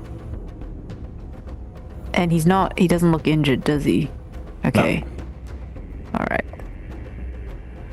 And And he's You gonna are attack. behind some trees and things, and because you're not right up at the edge of the tree line, there you go. That's fine. I won't Is give that him any. okay? Yeah, that's, you can do that. Just a normal attack. Oh, sorry, Excellent. with advantage. That hits. Oh! Oh! 19. Nice. Okay. As he is mid-roar, you just like poke out of the trees and just this mote of flame just flies directly. Where does it fly? Where do you aim? In his open maw. In his open maw, the flame just he's like his like head like lights up with fire. He's like, his whole head is like charred, and like his helm, like as he's kind of shaking around, like his bronze helm, this kind of hoplite helm with like a red mohawk on it. Actually, he wouldn't be wearing that, would he? He's been doing like a ritual. Maybe this guy's got probably like a brown robe on, and maybe he has a hat. His hat goes up in flames, and like it also like the shoulders of his cloak, and he's like, he's still alive. He's not looking good though. Twig steps back and ends his turn. Okay. Where are we? Where are we up to? Well, we're still round one. Okay, cool. This guy grabs his spear and shield, spear and shield, spear and shield. Eyame.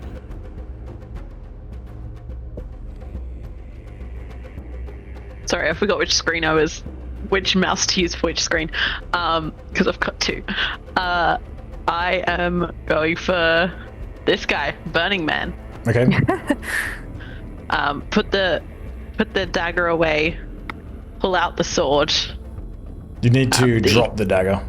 Oh, Okay, fine. Vindaros Drop the got dagger. Vindaros had the dagger. Oh, Vindaros has You the took dagger. it. That's right. So Nice. yeah, grab Okay. my sword of vine and bone. Okay. This one. And I'm gonna attack with that. So as you draw it, these vines wrap around your arm. And let me just see.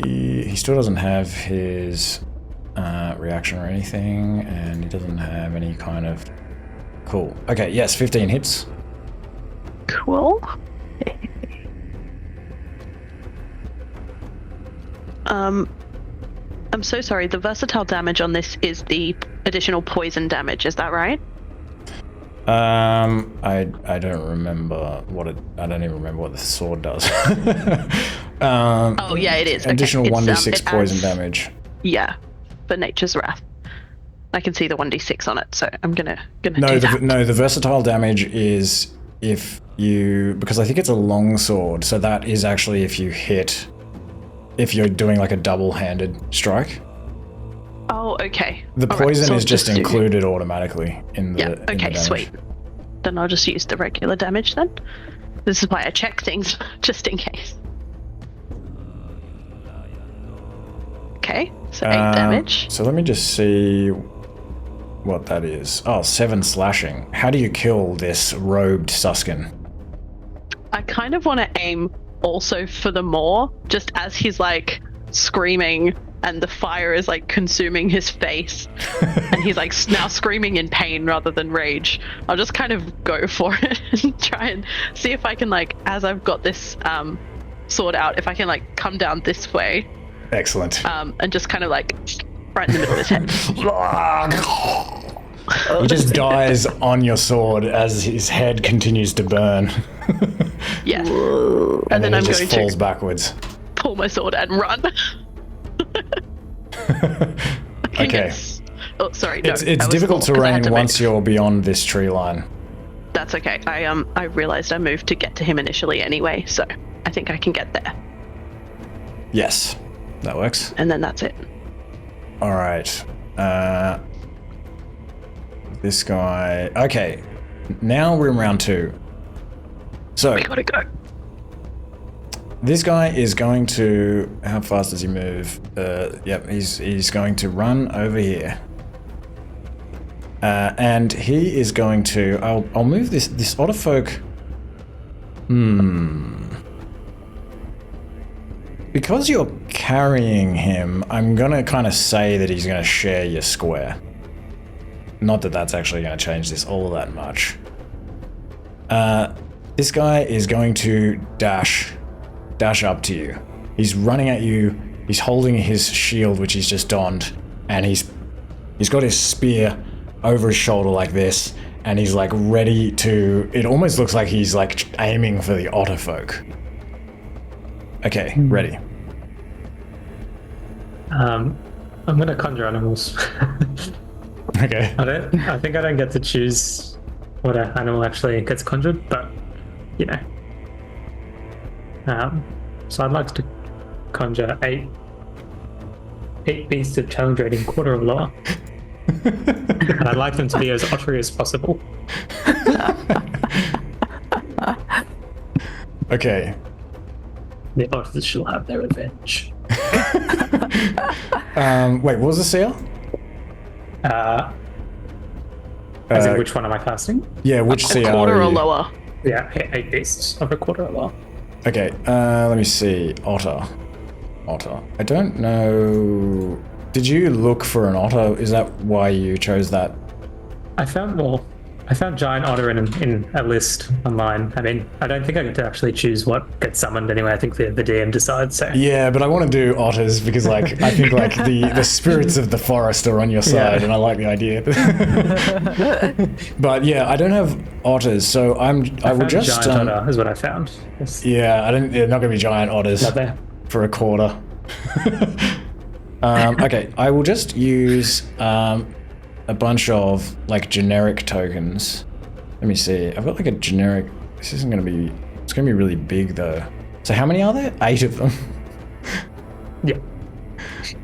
Okay, let me just add this, and I'll change the size real quick. What do we got? To make some sort of otter. Okay. Oh yeah, it would be like a small creature.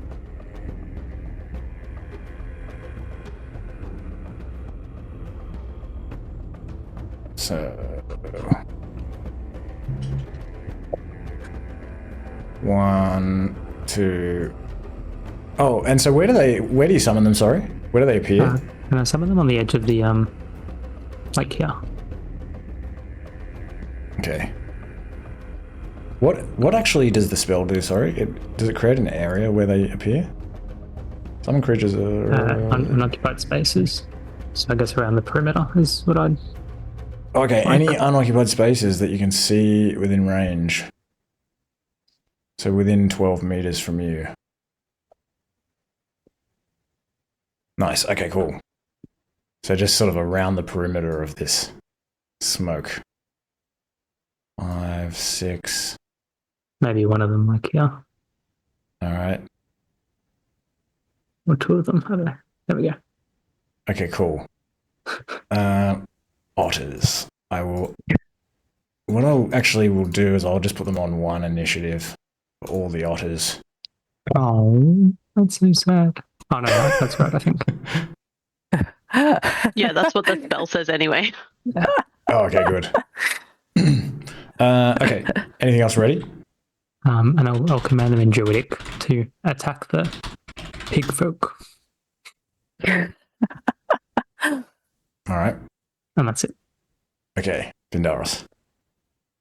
Okay. As an action, Vindaros oh no, that's an interesting. His action would be to lay on hands on the otter. Okay. For 10 healing. All right. 10 healing. And then he's actually going to move as well. With the other, so. As you channel this energy into the otter, the whole wound across his belly actually like seals up, and he looks now unscathed. and he was kind of delirious and sort of like nearly passing out. He kind of like looks around again and sort of like kind of like, as you're sort of running away with him, kind of like looks down at where his wound is and sort of like tries to like We're here to help. And Vindaros will take the opportunity attack as well from the Suskin. The Suskin attacks the Otter. Oh, still going for the Otter. Okay, that's fine. Yes. I thought because he's running away from him, the Otter he's carrying him in his hands in front of him. That's up to you how you want to do it. Nah, I think he's still going to try to target the Otter, I think, as you're kind of pulling him away. He can sort of try to sort of get around and just like kind of stab around you. He's going to give it a crack. Perhaps because he wishes to complete the ritual. Perhaps because I wish to complete the No ritual. 13 hits. Oof. Okay. All right. He manages to spear this Otter through the hand. His hand is like kind of dangling beside you as you're sort of carrying him, sort of like holding him like this. He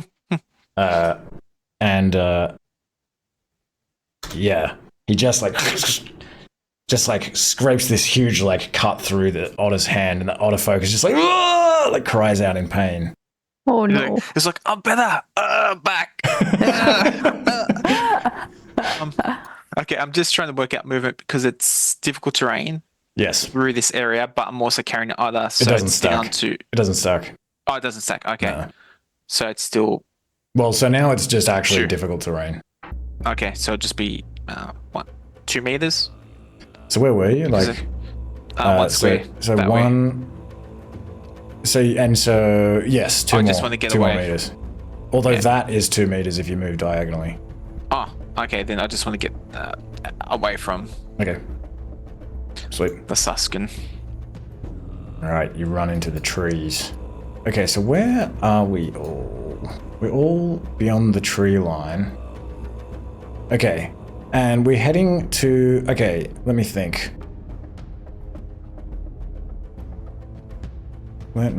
Well, we'll see what happens with Eyame. You probably need to get out of melee range.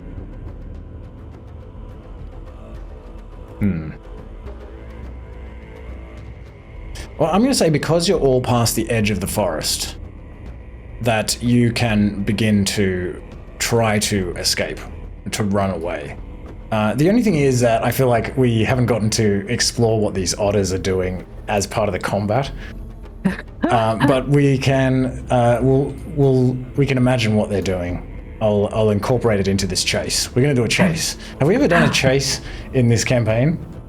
Not this I campaign. don't think so. Okay. Nope. I'm very excited. I had a complicated way to do it in the previous campaign. I've simplified it a fair bit. That was okay, the last one.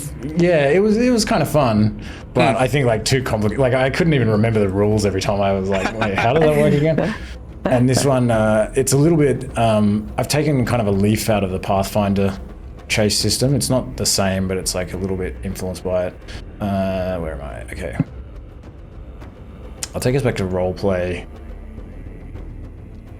And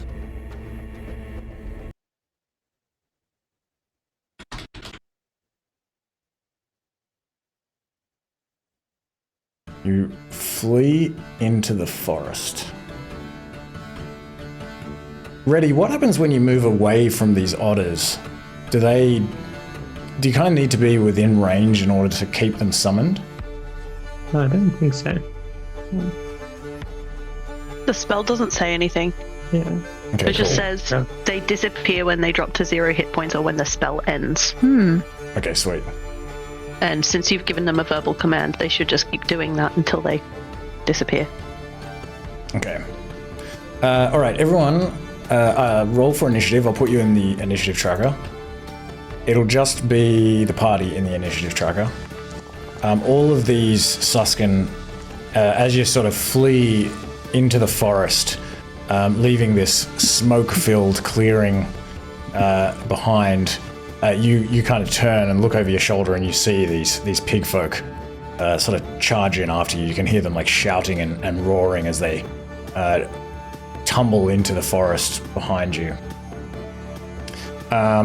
So, Twig, you have an action on your round, and you can spend it at any time to use an action or a bonus action or a reaction or basically anything you can think of. You can use that. You don't just have to do it on your initiative step. You can do it at any time in the round, during round one. Oh, okay. That also applies for everyone. Everyone has one action. You can use it once at any time during the round. Okay. So, Twig, you run into the forest and roll me a d20. Ooh.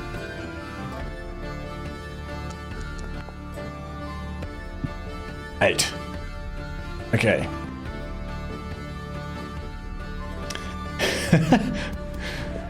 As you flee into the forest, all of these otters that have been summoned by Reti, they kind of,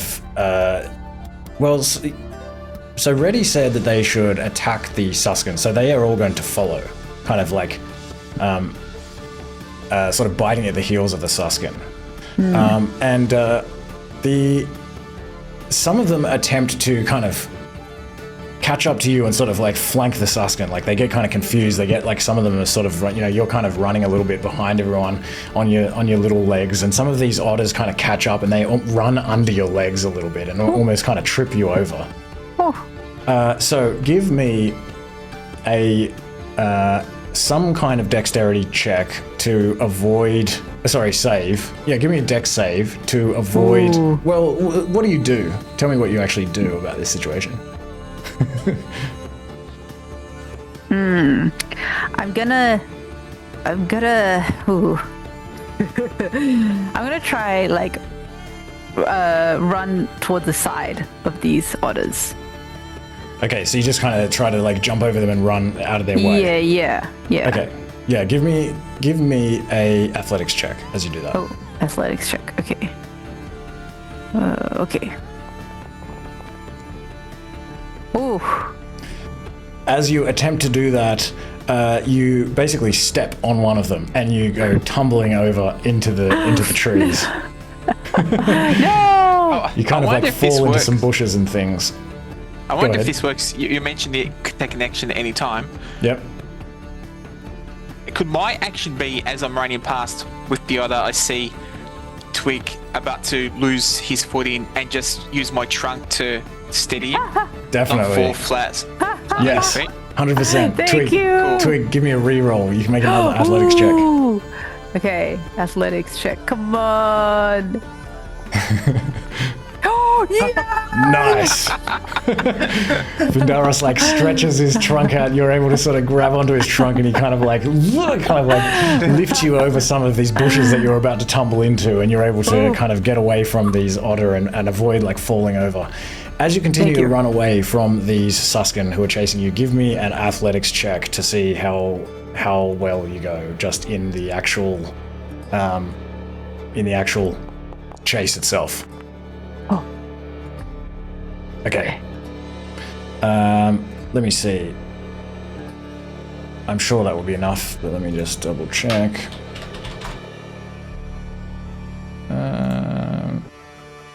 Never liked sports. 14 is the DC. Nice. Okay. Ooh.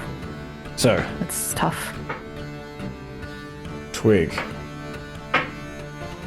You feel like you're now kind of like running ahead of the group. You're sort of like you're making some progress. Okay, Vindaros, you've just helped Twig up. Give me a d20. D20, okay.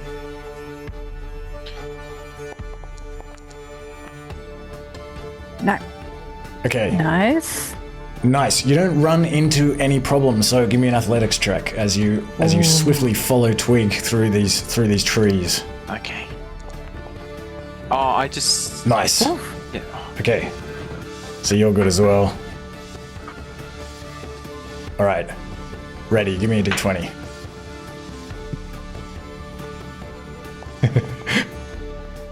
$17. You don't run into any troubles. Clear path for you through some ferns and things, kind of whacking you on the chest and arms as you push past them. Give me an athletics check. You gotta beat DC 14.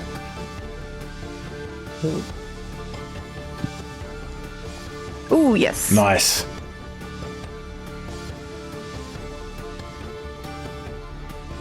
This is going pretty well. Okay, Yame, give me a d20. And actually, I'm just thinking, did I do the... Yes, I did. Okay, cool. 13. You're fine as well. All of you are just sort of running through this area of just... You managed to kind of find this like little trail where there's not too many trees or branches on the ground. You're just jumping over all of these ferns and things. So give me an athletics check to beat 14. Ooh, yes. Nice. Ooh. Okay. Ooh. I'm hoping that I don't need to use my inspiration for this, but I've been holding on to it. So I'm ready. Okay, you have won this round, basically. All right. Remember, you can use your action for anything you can think of. Twig. Give me a d20. You're making some ground, all of you, but you can still hear these pig folk crashing through the trees behind you. You're okay. Give me an athletics check. Okay. Athletics check. All right. Oh, okay. You kind of stumble a little bit. What happens to slow you down? I try to jump a log, but it's a little bit too high, and I kind of stretch my hamstrings a little bit. And as you're doing that, one of these Suskin like throws a spear, just like hits this tree like right next to you as you're like, oh, kind of hurting your hamstring. Is there any way I can like pull him with me and just keep running? Just to like sort of get him back up? Yeah, if you want to use your action, you can grab Twig, and Twig, you can give me another athletics check. Oh, okay. Awesome. Yes! All I Again! Okay. You're magical. Oh, lucky Twig! So what happens there? The stretched hamstring is important for It definitely plays a role.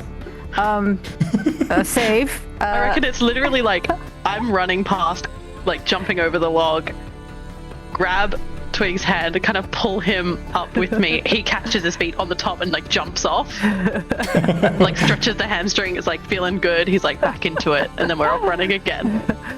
Awesome. I might also yell out, plant growth? Question mark?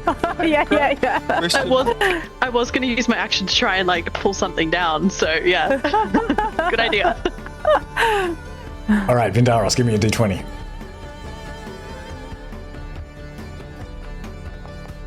Oh. Okay.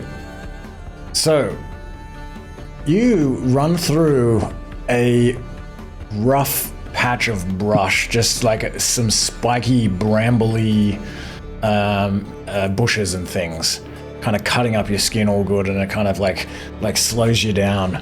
How do you deal with this? I would say he just grits his teeth and like bites through the pain. Okay, give me a con save. Okay. Can't save. Oh yes, with my aura as well, it's a +3. Excellent. Cons. I'll just put that in. Oh! And... Sorry, there's something else I think as well. Oh no, that's concentration check. Okay, you have failed the check. Does anyone do anything? I got nothing. I've used mine, so. Okay, Vindaros, Okay, go for it. you are just cut up something severe by these sharp spines on these brambly bushes. And although you grit your teeth and try to bear it, they just kind of tangle around your legs and really slow you down. So roll your athletics check at disadvantage. Yep, sorry, athletics checked. I just wanted to double check something. Ooh, okay. You lose that round. Oh, what's that mean? All right, ready. Give me a d20.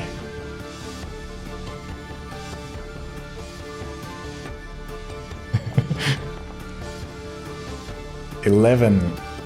You don't have any complications. Give me an athletics check.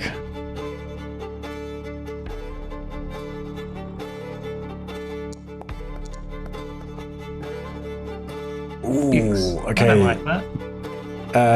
What happens to you as you kind of fall behind somewhat? You're not running as quick as you'd like. Why is that? I'm getting old, you know. That's right up. Can Vindaros use an action? Okay. One of his actions when you're ready. It's actually as his.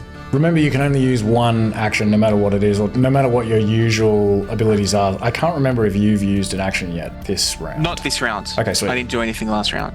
Cool. If I can cast this, spell, Yep. which is command, Okay. to the nearest Suskin. Are they within 12 meters? Maybe there's one of them at the front that's like coming up faster than the others. Yeah, so if I can cast command on that one and tell him to flee. Oh no, retreat. Okay. Post the spell. I thought you were going to cast it on me there and be like, run past you little shit. Get up. Yes, Vindaros. Okay, wisdom save, DC 14. Ooh, oh, nice. Okay, this Suskin that is running kind of at the front of the group, just like instantly just like, is like overcome by this like magic that you cast at him and just like, like turns around and like runs off in like a different direction. And your athletics check, I'm going to say it still failed. But this will probably help the next person in the order. So let's do Reti. Oh wait, sorry, that was Reti's turn already. Yeah. Okay, cool. All right, Eyame, give me a d20. 9. Okay. You are running along, and there is just like a few vines kind of hanging between these trees in front of you, and you just like nearly kind of get strangled and caught up in them. How do you avoid this? So you're saying I'm basically clotheslining myself? Yeah. I'd really like to be able to like duck as I'm going and just kind of like sort of, I guess, like roll through, you know how you like do like a little tumble, you can get up and keep going. Okay, give me an acrobatics check. This is not gonna go well.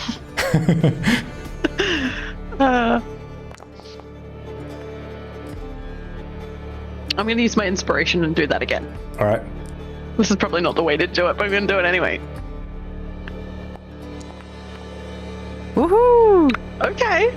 Yes, you are able to successfully do this kind of like army roll underneath these vines and avoid them. So give me an athletics check. You can have advantage because just as you're doing this Suskin that was behind you, that was kind of closest to you, was sort of like reaching out for you, and right at that moment, like Vindaros like hits him with the spell, and he's just like like runs away. So you kind of have an opportunity to kind of get away even faster. So give me an athletics check with advantage. Okay. DC Thanks, 14. Vindaros. Nice. Okay. So, actually, I didn't mark down what happened with Reti. Reti, did you lose? I rolled a 17 and a 6. Oh yeah, a 6. 6 for the athletics check. Sorry, 11 and a 6. Yeah, so you did. Okay, let me see. That's alright, half or more. If half or more succeed, then you win the round. That means you've won 2 out of the 3 total rounds. You manage to, at this point, as all of these otters are kind of like attacking these Suskin,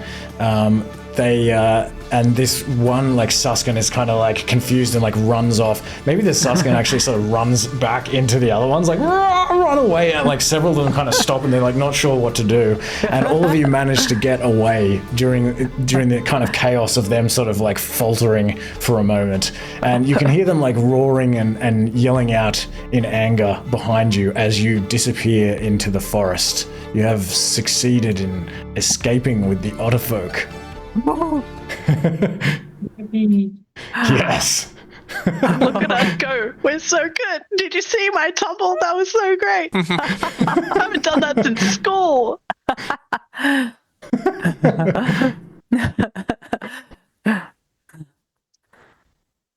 All right.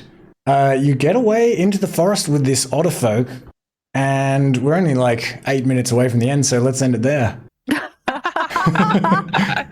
did so good. Woo! Nice. Oh my god, I was so We worried. almost had him. I was so worried that wasn't going to go well.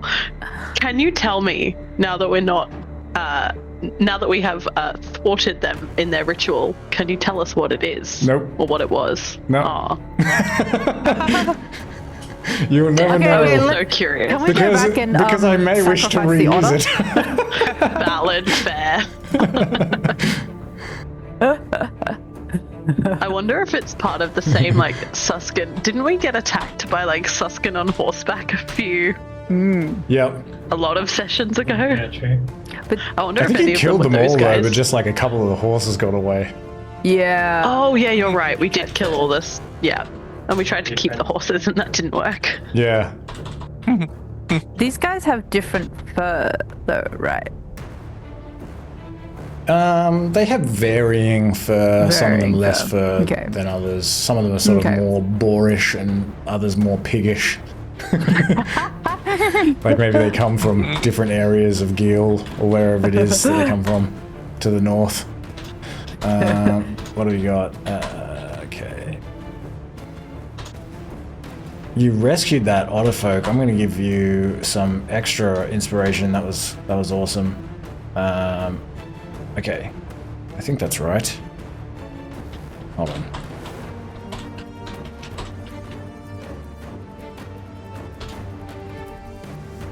Oh man.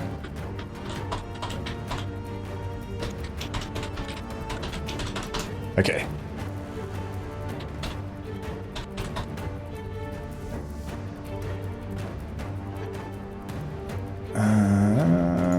Where are you guys?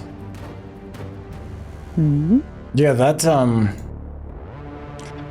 I thought we would probably just go back to the castle this session. That was pretty cool. And then like I rolled that encounter and I was like, they probably won't go and look at the smoke. I'm glad you did. That was fun. Hey, anytime there's a chance for battle, we're gonna take it, I think. Yeah, no, that was fun.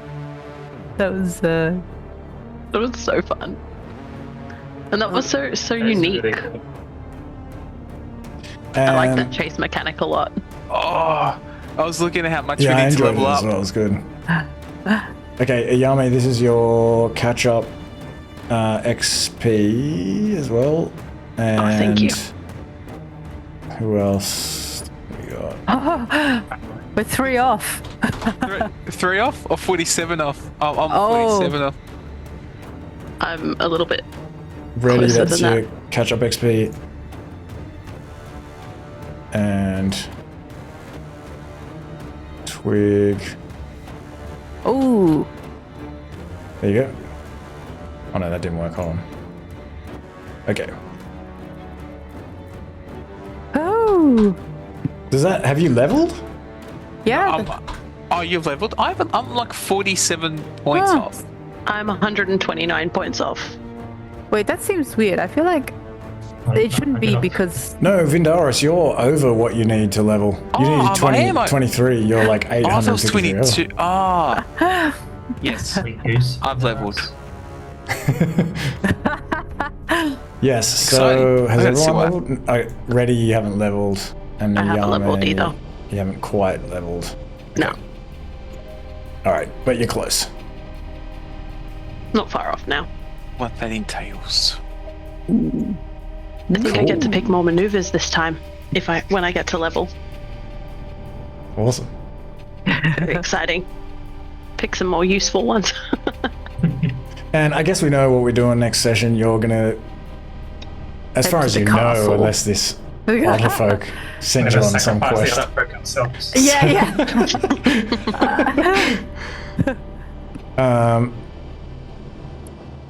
Yeah, so you're gonna go back to the castle, probably, and what was the idea, Angelo? You wanted to contact Vrakar. Yes, Okay, try to. cool. All right. Touch base with Mr. Jones as well, Jefferson Jones. Yep. If he's see there, what he's if up he's, to. if he's come back, he went off he's like there. looking for his family, Hmm. Be interesting to see what it's or up looking to. for his people. The compound. Yeah. Yeah, like Curious. how much have they Been a while. built? Have they resegregated? How did the council thing go? It's a lot of questions. I'm sure perfectly utopian. Well, I'm sure now that they're trading as well, like there's a chance that there's actually a bit more order anyway, just from the fact that they can get things, or they got things Mm. for the trade.